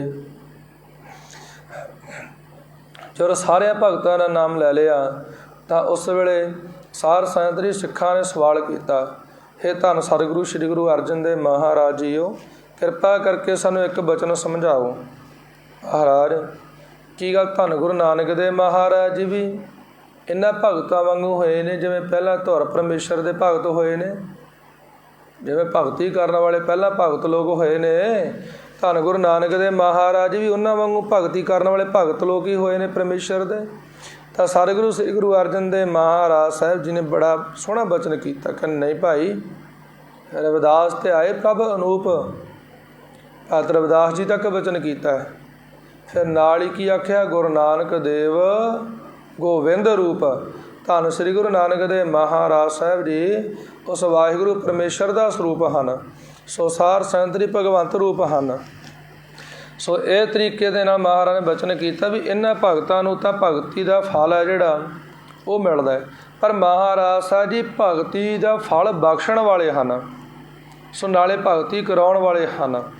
ਸੋ ਸਵੈ ਪ੍ਰਮਾਣ ਗੁਰਬਾਣੀ ਅਤੇ ਲੌਕਿਕ ਪ੍ਰਮਾਣ ਭਾਈ ਸਾਹਿਬ ਭਾਈ ਗੁਰਦਾਸ ਜੀ ਅਤੇ ਵੈਦਿਕ ਪ੍ਰਮਾਣਾਂ ਦੁਆਰਾ ਸਾਧ ਸੰਗਤ ਜੀ ਇਹ ਸਿੱਧ ਹੈ ਕਿ ਧੰਨ ਗੁਰੂ ਨਾਨਕ ਦੇਵ ਮਹਾਰਾਜ ਜੀ ਉਸ ਵਾਹਿਗੁਰੂ ਪਰਮਾਤਮਾ ਦਾ ਸੁਤੰਤਰ ਅਤੇ ਪੂਰਨ ਅਵਤਾਰ ਹਨ। ਸੁਤੰਤਰ ਅਵਤਾਰ ਕਿਹਨੂੰ ਕਹਿੰਦੇ ਨੇ? ਜਿਹੜਾ ਕਿ ਸਾਧ ਸੰਗਤ ਜੀ ਕਿਸੇ ਦੇਵੀ ਦੇਵਤੇ ਜਾਂ ਸ੍ਰੀ ਵਿਸ਼ਨੂੰ ਜੀ ਦੇ 24 ਅਵਤਾਰਾਂ ਦੇ ਵਿੱਚੋਂ ਨਾ ਹੋਵੇ। ਸੋ ਗੁਰੂ ਨਾਨਕ ਦੇਵ ਮਹਾਰਾਜ ਜੀ ਵਿਸ਼ਨੂੰ ਜੀ ਦੇ 24 ਅਵਤਾਰਾਂ ਵਿੱਚੋਂ ਨਹੀਂ, 23 ਅਵਤਾਰ ਹੋ ਚੁੱਕੇ ਨੇ, 24ਵਾਂ ਹਜੇ ਹੋਣਾ ਕਲਕੀ ਅਵਤਾਰ। ਸੋ ਇਸੇ ਤਰੀਕੇ ਨਾਲ 10ਵੇਂ ਪਾਤਸ਼ਾਹ ਮਹਾਰਾਜ ਜੀ ਨੇ ਬਚਨ ਕੀਤਾ, ਹਮ ਇਹ ਕਾਜ ਜਗਤ ਮੋ ਆਏ, ਧਰਮ ਹੇਤ ਗੁਰਦੇਵ ਪਠਾਏ। ਅਤੇ ਕਿ ਕਾਹਦੇ ਵਾਸਤੇ ਆਏ ਅਸੀਂ? ਪਾਤਸ਼ਾਹ ਜੀ ਕਹਿੰਦੇ ਧਰਮ ਚਲਾਵਨ, ਸੰਤ ਉਬਾਰਨ, ਦੁਸਟ ਸਭਨ ਕੋ ਮੂਲ ਉਪਾਰਨ। ਯਾਹੀ ਕਾਜ ਧਰਾ ਹਮ ਜਨਮੰ, ਸਮਝ ਲਿਓ ਸਾਧੂ ਸਭ ਮਰਮੰ। ਹੇ ਭਾਈ, ਇਸੇ ਕੰਮ ਦੇ ਵਾਸਤੇ ਅਸੀਂ ਜਨਮ ਧਾਰਨ ਕੀਤਾ, ਅਵਤਾਰ ਧਾਰਨ ਕੀਤਾ ਹੈ। ਇਹ ਸਾਧੂ ਲੋਕੋ ਸਾਰੇ ਦੇ ਸਾਰੇ ਇਹ ਗੁੱਝਾ ਭੇਦ ਆ ਜਿਹੜਾ ਤੁਸੀਂ ਸਮਝ ਲੈਣਾ ਕਰੋ। ਕਿਹੜਾ ਗੁੱਝਾ ਭੇਦ? ਧਰਮ ਨੂੰ ਚਲਾਉਣ ਦੇ ਵਾਸਤੇ, ਸੰਤਾਂ ਮਹਾਂਪੁਰਸ਼ਾਂ ਨੂੰ ਬਚਾਉਣ ਦੇ ਵਾਸਤੇ, ਅਤੇ ਜਿਹੜੇ ਦੁਸ਼ਟ ਲੋਕ ਨੇ ਉਹਨਾਂ ਦੀਆਂ ਜੜ੍ਹਾਂ ਪੱਟਣ ਦੇ ਵਾਸਤੇ ਅਸੀਂ ਭਾਈ ਆਏ ਹੋਏ ਹਾਂ। ਸ਼੍ਰੀ ਗੁਰੂ ਨਾਨਕ ਦੇਵ ਮਹਾਰਾਜ ਸਾਹਿਬ ਜੀ ਤੋਂ ਲੈ ਕੇ 10ਵੇਂ ਪਾਤਸ਼ਾਹ ਧੰਨ ਸ਼੍ਰੀ ਗੁਰੂ ਗੋਬਿੰਦ ਸਿੰਘ ਸਾਹਿਬ ਮਹਾਰਾਜ ਜੀ ਤੱਕ ਸਾਧ ਸੰਗਤ ਜੀ ਉਹੀਓ ਗੁਰੂ ਨਾਨਕ ਸਾਹਿਬ ਮਹਾਰਾਜ ਜੀ ਵਾਰ-ਵਾਰ ਆਉਂਦੇ ਰਹੇ ਨੇ। ਮਾਤਾ ਕੋਈ ਇਹ ਗੱਲ ਦਾ ਭੁਲੇਖਾ ਖਾਵੇ ਕਿ ਸ਼੍ਰੀ ਗੁਰੂ ਨਾਨਕ ਦੇਵ ਮਹਾਰਾਜ ਜੀ ਹੋਰ ਨੇ, ਸ਼੍ਰੀ ਗੁਰੂ ਅੰਗਦ ਦੇਵ ਮਹਾਰਾਜ ਜੀ ਹੋਰ ਨੇ, 10ਵੇਂ ਪਾਤਸ਼ਾਹ ਤੱਕ ਉਹੀਓ ਸਾਧ ਸੰਗਤ ਦੀ ਜੋਤ ਆਉਂਦੀ ਰਹੀ ਹੈ। ਬੜਾ ਸੋਹਣਾ ਸਾਧ ਸੰਗਤ ਜੀ ਉਹ ਭਾਈ ਸੱਤਾ ਜੀ ਨੇ ਅਤੇ ਭਾਈ ਬਲਵੰਡਾ ਜੀ ਨੇ ਬਚਨ ਕੀਤਾ ਹੈ। ਕਹਿੰਦੇ ਜੋਤ 오ਹਾ ਜੁਗਤ ਸਾਏ, ਸਹਿ ਕਾਇਆ ਫਿਰ ਪਲਟੀ ਹੈ। ਜੋਤ ਵੀ ਉਹੀਓ ਹੈ, ਸਾਧ ਸੰਗਤ ਦੀ ਜੁਗਤੀ ਵੀ ਉਹੀਓ ਹੈ। ਕਿਹੜੀ ਜੁਗਤੀ ਹੈ? ਸਾਧ ਸੰਗਤ ਦੀ ਬੰਦਗੀ ਕਰਨੀ ਕਰਾਉਣੀ, ਕਿਰਤ ਕਰੋ, ਨਾਮ ਜਪੋ, ਵੰਡ ਛਕੋ, ਇਹ ਉਪਦੇਸ਼ ਦ੍ਰਿੜ ਕਰਾਉਣਾ ਅਤੇ ਆਪਣੇ ਜੀਵਨ ਵਿੱਚ ਲਾਗੂ ਕਰਨਾ। ਸੋ ਗੁਰਮੁਖ ਨਾਮਦਾਨ ਇਸਨਾਨ ਸਾਧ ਸੰਗਤ ਜੀਓ ਸੇ ਇਹ ਜੁਗਤੀ ਦੇ ਨਾਲ ਮਹਾਰਾਜ ਨੇ ਬੇਅੰਤ ਲੋਕਾਂ ਦਾ ਭਲਾ ਕਰਨਾ ਕੀਤਾ। ਸਿਰਫ ਦੀ ਸਿਰਫ ਸਰੀਰ ਹੀ ਬਦਲਣਾ ਕੀਤਾ। ਜਿਵੇਂ ਕਿ ਜਿਉ ਅਧਪਤ ਇੱਕ ਪੌਸ਼ਿਸ਼ ਤਜਕ ਹੈ, ਜਿਵੇਂ ਇੱਕ ਬਾਦਸ਼ਾਹ ਪਹਿਲੀ ਪੁਸ਼ਾਕ ਨੂੰ ਲਾਹ ਕੇ ਅਤੇ ਫਿਰ ਸਾਧ ਸੰਗਤ ਜੀ ਉਹ ਦੂਜੀ ਆ ਜਿਹੜੀ ਉਹਨੂੰ ਗਲ ਵਿੱਚ ਪਾ ਕੇ ਅਤੇ ਸਭਾ ਦੇ ਵਿੱਚ ਆ ਕੇ ਬਹਿ ਜਾਂਦਾ ਹੈ ਅਤੇ ਆਨੰਦ ਦੇ ਨਾਲ ਦਰਸ਼ਨ ਦਿੰਦਾ ਹੈ। ਐਵੇਂ ਸਾਧ ਸੰਗਤ ਜੀ ਧੰਨ ਗੁਰੂ ਨਾਨਕ ਦੇਵ ਮਹਾਰਾਜ ਜੀ ਨੇ ਸਰੀਰ ਰੂਪੀ ਜਿਹੜਾ ਪੁਸ਼ਾਕਾ ਸੀ ਬਦਲ ਕੇ ਅਤੇ ਪਿਆਰ ਦੇ ਨਾਲ, ਆਨੰਦ ਦੇ ਨਾਲ ਸਾਧ ਸੰਗਤ ਜੀ ਸਿੱਖਾਂ ਦੇ ਵਿੱਚ ਆ ਕੇ ਦਰਸ਼ਨ ਦੇਣਾ ਕੀਤੇ। ਸਰਬ ਦੀ ਸਰਬ ਸਰੀਰ ਰੂਪੀ ਚੋਲਾ ਹੀ ਬਦਲਿਆ, ਇੱਦੋਂ ਵੱਧ ਹੋਰ ਕੁਝ ਨਹੀਂ। ਸੋ ਰਾਜਸੀ ਅਵਤਾਰ ਸਾਧ ਸੰਗਤ ਜੀ ਹੋਏ ਨੇ ਸ਼੍ਰੀ ਕ੍ਰਿਸ਼ਨ ਜੀ। ਕ੍ਰਿਸ਼ਨ ਜੀ ਦੇ ਵਿੱਚ ਰਜੋਗੁਣੀ ਅੰਸ਼ ਜ਼ਿਆਦਾ ਸੀ। ਰਜੋਗੁਣੀ ਦਾ ਅੰਸ਼ ਦਾ ਮਤਲਬ ਕੀ ਹੈ? ਸਾਧ ਸੰਗਤ ਜੀ ਤ੍ਰਿਗੁਣੀ ਸੰਸਾਰ ਹੈ, ਰਜੋਗੁਣ, ਤਮੋਗੁਣ ਅਤੇ ਸਤੋਗੁਣ। ਹਾਂਜੀ, ਰਜੋਗੁਣ ਦਾ ਮਤਲਬ ਕਿ ਵੀ ਰਾਜਸੀ ਸੁਭਾਅ ਹੋਣਾ, ਰਾਜਨੀਤੀ ਖੇਡਣੀ, ਰਾਜਸੀ ਠਾਠ ਬਾੜ ਦੇ ਸੰਗ ਰਹਿਣਾ, ਖਾਣਾ ਪੀਣਾ ਵੀ ਰਾਜਸੀ। ਸੋ ਇਹ ਹੁੰਦਾ ਰਾਜਸੀ ਸੁਭਾਅ। ਤੋ ਸਾਧ ਸੰਗਤ ਜੀ ਜਿਵੇਂ ਬਹੁਤੇ ਮਸਾਲੇਦਾਰ ਇਤਿਹਾਰਕ ਚੀਜ਼ਾਂ ਖਾਣੀਆਂ, ਸ਼ਿਕਾਰ ਆਦਿ ਕਰਕੇ ਖਾਣੇ, ਸੋ ਲੋਕਾਂ ਦੇ ਉੱਤੇ ਤਸੱਦਦ ਕਰਨਾ, ਅਤੇ ਜਾਂ ਫਿਰ ਸਾਧ ਸੰਗਤ ਜੀ ਕਿਸ ਤਰ੍ਹਾਂ ਕਿ ਜੁਗਤੀ ਨਾਲ ਨੀਤੀ ਖੇਡ ਕੇ ਲੋਕਾਂ ਦੇ ਵਿੱਚੋਂ ਬਚਣਾ ਜਾਂ ਫਿਰ ਸਾਰ ਸੰਗਤ ਦੀ ਆਪਸ ਵਿੱਚ ਲੜਾਉਣਾ ਪੜਾਉਣਾ, ਇਹ ਰਾਜਸੀ ਸੁਭਾਅ ਦਾ ਹੁੰਦਾ ਹੈ। ਇੱਕ ਹੁੰਦਾ ਸਤੋਗੁਣ। ਸਤੋਗੁਣੀ ਗਿਆ ਸਾਰ ਸੰਗਤ ਦੀ ਚੁੱਪ ਕਰਕੇ ਰੱਬ ਰੱਬ ਕਰਨਾ, ਚੌਂਕੜਾ ਮਾਰ ਕੇ ਆਨੰਦ ਜਿਹਾ ਲਈ ਜਾਣਾ, ਸ਼ਾਂਤ ਸੁਭਾਅ ਹੋਣਾ। ਇੱਕ ਹੁੰਦਾ ਤਾਮਸੀ ਤਮੋਗੁਣੀ ਸੁਭਾਅ। ਤਮੋਗੁਣੀ ਦਾ ਮਤਲਬ ਵੀ ਗੁੱਸਾ ਖਾਲਾ, ਬਹੁਤ ਜ਼ਿਆਦਾ ਗੁੱਸੇ ਵਾਲਾ ਗੁੱਸੈਲਾ ਸੁਭਾਅ ਹੋਣਾ, ਤਿੱਖਾ ਸੁਭਾਅ ਹੋਣਾ। ਸੋ ਇਹ 3 ਗੁਣ ਨੇ। 3 ਗੁਣਾਂ ਦੇ ਵਿੱਚ ਸਾਰੀ ਦੁਨੀਆ ਜਿਹੜੀ ਵਰਤਦੀ ਪਈ ਹੈ। ਕਿਸੇ ਦਾ ਬਹੁਤਾ ਰਾਜਸੀ ਸੁਭਾਅ ਹੁੰਦਾ ਹੈ, ਕਿਸੇ ਦਾ ਸ਼ਾਂਤਕੀ ਸੁਭਾਅ ਹੁੰਦਾ ਹੈ, ਹਾਂਜੀ ਬਾਣੀ ਪੜ੍ਹਨਾ, ਰੱਬ ਰੱਬ ਕਰੀ ਜਾਣਾ। ਕਿਸੇ ਦਾ ਸੁਭਾਅ ਹੁੰਦਾ ਸਾਰ ਸੰਗਤ ਦੀ ਉਹ ਆਪਣਾ ਤਮੋਗੁਣੀ ਗੁੱਸੇ ਵਾਲਾ। ਹਾਂਜੀ ਤਾਂ ਸ੍ਰੀ ਰਾਮ ਚੰਦਰ ਜਿਹੜੇ ਉਹ ਸ਼ਾਂਤਕੀ ਅਵਤਾਰ ਹੋਏ ਨੇ ਅਤੇ ਮਰਿਆਦਾ ਪੁਰਸ਼ੋਤਮ ਅਵਤਾਰ ਹੋਏ, ਅਤੇ ਜਿਹੜੇ ਕ੍ਰਿਸ਼ਨ ਜੀ ਸਨ ਉਹ ਰਾਜਸੀ ਅਵਤਾਰ ਹੋਏ, ਕਿਉਂਕਿ ਉਹਨਾਂ ਨੇ ਆਪਣੇ ਜੀਵਨ ਦੇ ਅੰਦਰ ਸਾਰ ਸੰਗਤ ਦੀ ਰਾਸ ਮੰਡਲ ਕਰਨਾ ਕੀਤਾ, ਅਤੇ ਫਿਰ ਗੋਪੀਆਂ ਆਦਿਆਂ ਕ੍ਰੀੜਾ ਵੀ ਕਰਨਾ ਕੀਤੀ। 16,108 ਗੋਪੀਆਂ ਸਨ, ਉਹਨਾਂ ਦੇ ਨਾਲ ਸ਼ਾਦੀ ਕਰਨਾ ਕੀਤੀ। ਸੋ ਇਸੇ ਤਰੀਕੇ ਦੇ ਨਾਲ ਇਹ ਸਾਰ ਸੰਗਤ ਦੀ ਰਾਮਚੰਦਰ ਜੀ ਸ਼ਾਂਤਕੀ, ਸ਼੍ਰੀ ਕ੍ਰਿਸ਼ਨ ਜੀ ਸਾਰ ਸੰਗਤ ਦੀ ਰਾਜਸੀ ਅਵਤਾਰ। ਕਹਿ ਲਓ ਕਿਸੇ ਵਿਦਵਾਨ ਨੇ ਬਚਨ ਕੀਤਾ, ਕਹਿੰਦਾ ਵੀ ਕ੍ਰਿਸ਼ਨ ਜੀ ਹੋਰ ਕੁਝ ਨਹੀਂ, ਇੱਕ ਰਾਜਨੀਤੀ ਦੇ ਨਾਮ ਸੀ, ਜਿਹਨੇ ਸਾਰ ਸੰਗਤ ਦੀ ਉਹ ਪਦਮਾਂ ਦੇ ਹਿਸਾਬ ਦੇ ਨਾਲ ਜਿਹੜੀ ਸੈਨਾ ਸੀ ਆਪਸ ਵਿੱਚ ਹੀ ਲੜਾ ਕੇ ਅਤੇ ਖਤਮ ਕਰਾ ਦਿੱਤੀ। ਸੋ ਸਾਰ ਸੰਗਤ ਦੀ ਰਹੋ ਵਿਚਾਰ। ਪਰਸ਼ੁਰਾਮ ਜੀ ਤਾਮਸੀ ਅਵਤਾਰ ਹੋਏ ਨੇ, ਕਿਉਂਕਿ ਉਹਨਾਂ ਨੇ 21 ਵਾਰ ਧਰਤੀ ਦੇ ਉੱਤੇ ਜਿਹੜੇ ਛਤਰੀ ਲੋਕ ਸਨ ਉਹਨਾਂ ਦੀ ਵੰਸ਼ ਦਾ ਨਾਸ਼ ਕਰਨਾ ਕੀਤਾ। ਸੋ ਐਵੇਂ ਵਿਸ਼ਨੂੰ ਜੀ ਸਾਰੇ ਅਵਤਾਰ ਤ੍ਰਿਗੁਣੀ ਹੋਏ ਨੇ, ਪਰ ਧੰਨ ਗੁਰੂ ਨਾਨਕ ਦੇਵ ਮਹਾਰਾਜ ਜੀ ਇਹਨਾਂ 3 ਗੁਣਾਂ ਤੋਂ ਉੱਪਰ ਸਨ। ਪਿਆਰਿਓ 3 ਗੁਣਾਂ ਤੋਂ ਉੱਪਰ ਉੱਠ ਕੇ ਬ੍ਰਹਮ ਸਰੂਪ ਸਨ। ਮਹਾਰਾਜ ਸਾਹਿਬ ਜੀ ਨੇ ਆਪਣੇ ਜੀਵਨ ਦੇ ਅੰਦਰ ਜੇਕਰ ਕਿਸੇ ਨੇ ਪੱਥਰ ਵੀ ਮਾਰਨਾ ਕੀਤੇ, ਪਾਤਸ਼ਾਹ ਜੀ ਨੇ ਉਹਦਾ ਵੀ ਭਲਾ ਹੀ ਕੀਤਾ ਹੈ। ਸਾਰ ਸੰਗਤ ਜੀ ਮਹਾਰਾਜ ਸਾਹਿਬ ਨੇ ਉਹਨਾਂ ਨੂੰ ਕੋਈ ਸ਼ਰਾਪ ਨਹੀਂ ਦੇਣਾ ਕੀਤਾ ਗਾ। ਗੁਰੂ ਪਾਤਸ਼ਾਹ ਜੀ ਨੇ, ਸਤਿਗੁਰੂ ਮਹਾਰਾਜ ਜੀ ਨੇ ਸਗੋਂ ਨਿਸਤਾਰਾ ਕਰਨਾ ਕੀਤਾ। ਕਹਿੰਦੇ ਧੰਨ ਗੁਰੂ ਨਾਨਕ ਦੇਵ ਮਹਾਰਾਜ ਸਾਹਿਬ ਜੀ ਨੇ ਕਿਸੇ ਨਗਰ 'ਚ ਚਲੇ ਗਏ, ਅਤੇ ਨਗਰ ਦੇ ਜਿਹੜੇ ਲੋਕ ਸਨ ਉਹ ਸ਼ਰਧਾ ਤੋਂ ਹੀਣੇ, ਬੰਦਗੀ ਤੋਂ ਸੱਖਣੇ ਸਨ। ਅਤੇ ਮਹਾਰਾਜ ਕਹਿਣ ਲੱਗੇ ਭਾਈ ਅਸੀਂ ਇੱਥੇ ਕੁਝ ਸਮਾਂ ਟਿਕਣਾ। ਕਹਿੰਦੇ ਜੀ ਤੁਹਾਡੇ ਵਿਹਲੇ ਸਾਧਾਂ ਵਾਸਤੇ ਪਿੰਡ 'ਚ ਜਗ੍ਹਾ ਕੋਈ ਨਹੀਂ, ਜਾਓ ਦੌੜ ਜਾਓ, ਸਾਡੇ ਕੋਲ ਵੀ ਇੰਨਾ ਟਾਈਮ ਨਹੀਂ ਵੀ ਤੁਹਾਡੀ ਅੱਗੇ ਸੇਵਾ ਕਰੀਏ। ਜਦੋਂ ਭਾਈ ਮਰਦਾਨਾ ਜੀ ਨਾਲ ਸਨ, ਗੁਰੂ ਸਾਹਿਬ ਜੀ ਨੇ ਸੁਣਿਆ, ਮਹਾਰਾਜ ਸਾਹਿਬ ਜੀ ਮੁਸਕਰਾਏ, ਕਹਿਣ ਲੱਗੇ ਭਾਈ ਵਸਦੇ ਰਹੋ। ਇੰਨਾ ਬਚਨ ਕਰਕੇ ਸਤਿਗੁਰੂ ਜੀ ਗਾਂਹ ਚਲੇ ਗਏ। ਥੋੜ੍ਹਾ ਪੈਂਡਾ ਲੰਘੇ, ਜੰਗਲ ਨੂੰ ਪਾਰ ਕਰਕੇ ਇੱਕ ਨਗਰ ਹੋਰ ਆ ਗਿਆ। ਉਹਨਾਂ ਨੇ ਬਹੁਤ ਜ਼ਿਆਦਾ ਸੇਵਾ ਕੀਤੀ। ਮਹਾਰਾਜ ਜੀ ਦੀ ਮੁੱਠੀ ਚਾਪੀ ਗਈ, ਚੰਗੇ ਤਰ੍ਹਾਂ ਦੇ ਪਦਾਰਥ ਛਕਾਏ, ਸੇਵਾ ਕੀਤੀ, ਸਿਮਰਨ ਕੀਤਾ, ਉਪਦੇਸ਼ ਲਿਆ। ਅਤੇ ਜਦੋਂ ਸਵੇਰ ਨੂੰ ਮਹਾਰਾਜ ਚਾਲਾਂ ਮਾਰਨ ਲੱਗੇ, ਪਾਤਸ਼ਾਹ ਜੀ ਕਹਿਣ ਲੱਗੇ ਭਾਈ ਉੱਜੜ ਜਾਓ। ਅਤੇ ਭਾਈ ਮਰਦਾਨਾ ਜੀ ਬੜੇ ਹੈਰਾਨ ਹੋਏ, ਹੱਥ ਜੋੜ ਕੇ ਆਖਿਆ ਮਹਾਰਾਜ ਵੀ ਕਿਰਪਾ ਕਰਕੇ ਦੱਸੋ, ਸਤਿਗੁਰੂ ਮਹਾਰਾਜ ਸਾਹਿਬ ਜੀ ਜਿਨ੍ਹਾਂ ਨੇ ਸੇਵਾ ਕੀਤੀ ਕੋਈ ਨਹੀਂ, ਆਪਾਂ ਨੂੰ ਕਹਿ ਲਓ ਵੀ ਧੱਕੇ ਨਹੀਂ ਮਾਰੇ, ਵੀ ਹੋਰ ਸਾਰਾ ਕੁਝ ਹੀ ਹੋ ਗਿਆ। ਮਹਾਰਾਜ ਸਾਹਿਬ ਜੀ ਤੁਸੀਂ ਉਹਨਾਂ ਨੇ ਕਹਿੰਦੇ ਵੀ ਵਸਦੇ ਰਹੋ, ਅਤੇ ਜਿਨ੍ਹਾਂ ਨੇ ਸੇਵਾ ਬਹੁਤ ਜ਼ਿਆਦਾ ਕੀਤੀ ਮਹਾਰਾਜ ਤੁਸੀਂ ਉਹਨਾਂ ਨੂੰ ਕਹਿੰਦੇ ਵੀ ਉੱਜੜ ਜਾਵੋ। ਪਾਤਸ਼ਾਹ ਜੀ ਕਹਿਣ ਲੱਗੇ ਭਾਈ ਮਰਦਾਨਾ ਜੀ ਦ੍ਰਿਸ਼ਟੀ ਹੈ ਜਿਹੜੀ ਉਹ ਬਦਲੋ। ਮਹਾਰਾਜ ਕਿਰਪਾ ਕਰਕੇ ਤੁਸੀਂ ਹੀ ਬਦਲਣੀ ਹੈ, ਤੁਸੀਂ ਕਿਰਪਾ ਕਰੋ। ਸਤਿਗੁਰੂ ਜੀ ਕਹਿਣ ਲੱਗੇ ਅਸੀਂ ਕਦੇ ਵੀ ਕਿਸੇ ਦਾ ਬੁਰਾ ਨਹੀਂ ਤੱਕਦੇ ਗੇ। ਉਹਨਾਂ ਦਾ ਸੁਭਾਅ ਜਿਹੜਾ ਸੀ ਨਾ, ਜਿਨ੍ਹਾਂ ਨੇ ਆਖਿਆ ਵੀ ਇੱਥੇ ਰਹਿਣ ਨੂੰ ਜਗ੍ਹਾ ਕੋਈ ਨਹੀਂ, ਜਿਨ੍ਹਾਂ ਨੂੰ ਆਖਿਆ ਵਸਦੇ ਰਹੋ, ਕਿਉਂ ਆਖਿਆ? ਕਿਉਂਕਿ ਪਿਆਰੇ ਜੀ ਜਿਹੜੀ ਗੰਦਗੀ ਹੁੰਦੀ ਹੈ ਇੱਕ ਥਾਂ 'ਤੇ ਟਿਕੀ ਰਹੇ ਤਾਂ ਚੰਗੀ ਗੱਲ ਹੁੰਦੀ ਹੈ। ਜਿੰਨਾ ਖਿਲਰੇਗੀ ਓਨੀ ਗੰਦਗਾ ਖਲਾਰਾ ਪਈ ਜਾਣਾ, ਗੰਦਗੀ ਫੈਲੀ ਜਾਣੀ ਹੈ। ਉਹਨਾਂ ਦਾ ਸੁਭਾਅ ਇਹੋ ਜਿਹਾ ਸੀ, ਜੇ ਉਹਨਾਂ ਨੂੰ ਕਹਿੰਦੇ ਵੀ ਉੱਜੜ ਜਾਓ, ਜਿੱਥੇ ਜਿੱਥੇ ਜਾਂਦੇ ਉਹਨਾਂ ਨੇ ਉੱਥੇ ਵੀ ਨਾਸਤਕ ਲੋਕ ਹੀ ਬਣਾ ਦੇਣੇ ਸੀ, ਦੂਜਿਆਂ ਨੂੰ ਵੀ ਆਪਣੇ ਵਰਗੇ ਹੀ ਬਣਾ ਲੈਣਾ ਸੀਗਾ। ਅਤੇ ਮਹਾਰਾਜ ਕਹਿੰਦੇ ਵੀ ਜਿੱਥੇ ਆਪਾਂ ਹੁਣ ਪ੍ਰਸ਼ਾਦਾ ਪਾਣੀ ਵਧੀਆ ਛਕ ਕੇ ਆਏ ਹਾਂ, ਲੋਕਾਂ ਨੇ ਸੇਵਾ ਕੀਤੀ, ਗੁਰਮੁਖ ਸੁਭਾਅ ਸੀ ਸਾਰਿਆਂ ਦਾ, ਅਸੀਂ ਉਹਨਾਂ ਨੂੰ ਕਿਉਂ ਆਖੇ ਭਾਈ ਤੁਸੀਂ ਉੱਜੜ ਜਾਵੋ? ਕਿਉਂ ਗੁਰਮੁਖ ਬੰਦੇ ਜਿੱਥੇ ਜਿੱਥੇ ਜਾਣਗੇ ਉੱਥੇ ਗੁਰਮੁਖਤਾ ਹੀ ਫੈਲਾਉਣਗੇ, ਪਰਮਾਤਮਾ ਦੀ ਨਾਮ ਬਾਣੀ ਭਜਨ ਬੰਦਗੀ ਵੀ ਫੈਲਾਉਣਗੇ। ਸੋ ਇਸ ਕਰਕੇ ਸਾਰ ਸੰਗਤ ਦੀ ਉਹ ਮਹਾਰਾਜ ਬਾਣੀ ਵਿੱਚ ਬਚਨ ਕਰਦੇ ਨੇ, ਸਤਿਗੁਰ ਸਭਨਾਂ ਦਾ ਭਲਾ ਮਨਾਇਦਾ, ਤਿਸ ਦਾ ਬੁਰਾ ਕਿਉਂ ਹੋਏ। ਮਹਾਰਾਜ ਸਾਹਿਬ ਜੀ ਕਦੇ ਕਿਸੇ ਦਾ ਬੁਰਾ ਨਹੀਂ ਜੇ ਮੰਗਦੇ। ਸਤਿਗੁਰੂ ਪਾਤਸ਼ਾਹ ਜੀ ਸੋਚਦੇ ਨੇ ਸਾਰਿਆਂ ਦਾ ਹੀ ਭਲਾ ਹੋਵੇ। ਸੋ ਐਵੇਂ ਗੁਰੂ ਪਾਤਸ਼ਾਹ ਜੀ ਤ੍ਰਿਗੁਣ ਅਤੀਤ 3 ਗੁਣਾਂ ਤੋਂ ਉੱਪਰ ਨੇ। ਸਾਰ ਸੰਤਰੀ ਪਰਮੇਸ਼ਰ ਦਾ ਸਰੂਪ ਹਨ। ਪਹਿਲੇ ਯੁਗਾਂ ਦੇ ਅਵਤਾਰਾਂ ਨੇ ਜਿਵੇਂ ਲੋਕਾਂ ਦੀ ਰੱਖਿਆ ਕੀਤੀ ਹੈ, ਦੁਸ਼ਟਾਂ ਦਾ ਨਾਸ਼ ਕੀਤਾ ਹੈ, ਤੇ ਭਾਗਵਤ ਦੇ ਵਿੱਚ ਲਿਖਿਆ ਵੀ ਕਲਯੁਗ ਦੇ ਅੰਤ ਦੇ ਵਿੱਚ ਕਲਕੀ ਅਵਤਾਰ ਹੋਵੇਗਾ। ਤੇ 10ਵੇਂ ਪਾਤਸ਼ਾਹ ਮਹਾਰਾਜ ਸਾਹਿਬ ਨੇ ਵੀ ਸਾਰ ਸੰਤਰੀ 24 ਅਵਤਾਰਾਂ ਦੀ ਜੋ ਕਥਾ ਲਿਖੀ ਹੈ, ਤੇ 24ਵਾਂ ਅਵਤਾਰ ਕਲਕੀ ਅਵਤਾਰ ਦੱਸਿਆ ਵੀ ਆਉਣ ਵਾਲੇ ਸਮੇਂ ਵਿੱਚ ਹੋਵੇਗਾ। ਜਦੋਂ ਲੋਕ ਜਿਹੜੇ ਨੇ ਆਪਣੇ ਆਚਰਨ ਤੋਂ ਬਹੁਤ ਜ਼ਿਆਦਾ ਹੀ ਗਰ ਜਾਣਗੇ, ਉਸ ਵੇਲੇ ਕਲਕੀ ਅਵਤਾਰ ਹੋਵੇਗਾ। ਫਿਰ ਧਰਤੀ ਜਿਹੜਾ ਬੋਝ ਨਹੀਂ ਝੱਲਿਆ ਜਾਵੇਗਾ। ਸੋ ਸਾਰ ਸੰਤਰੀ ਜਿਹੜਾ ਕਿ ਮਲੇਸ਼ਾ ਦਾ ਨਾਸ਼ ਕਰੇਗਾ। ਸੋ ਇਹ ਗੱਲ ਦਾ ਖਿਆਲ ਰੱਖਣਾ, ਉਹ ਤਾਂ ਜਦੋਂ ਹੋਵੇਗਾ ਉਦੋਂ ਹੀ ਹੋਵੇਗਾ ਪਿਆਰਿਓ। ਪਰ ਧੰਨ ਗੁਰੂ ਨਾਨਕ ਦੇਵ ਮਹਾਰਾਜ ਸਾਹਿਬ ਜੀ ਨੇ 6ਵੇਂ ਤੇ 10ਵੇਂ ਸਰੂਪ ਦੇ ਜਿਹੜੀ ਧਰਮ ਦੀ ਰੱਖਿਆ ਕੀਤੀ, ਤੇ ਧਰਮ ਦੀ ਰੱਖਿਆ ਦੇ ਵਾਸਤੇ ਅਣਗਿਣਤ ਜਿਹੜੇ ਮਲੇਸ਼ ਲੋਕ ਸਨ, ਉਹਨਾਂ ਦਾ ਨਾਸ਼ ਕਰਕੇ ਧਰਮ ਦੀ ਮਰਿਆਦਾ ਜਿਹੜੀ ਸੀ ਕਾਇਮ ਕਰਨਾ ਕੀਤੀ ਹੈ। ਤੇ ਉਹਨਾਂ ਦੇ ਤੇਜ ਪ੍ਰਤਾਪ ਦੇ ਨਾਲ ਹੀ ਭਾਰਤ ਵਰਸ਼ ਦੇ ਵਿੱਚ ਅੱਜ ਹਿੰਦੂ ਦਿਖਾਈ ਦੇ ਰਹੇ ਨੇ।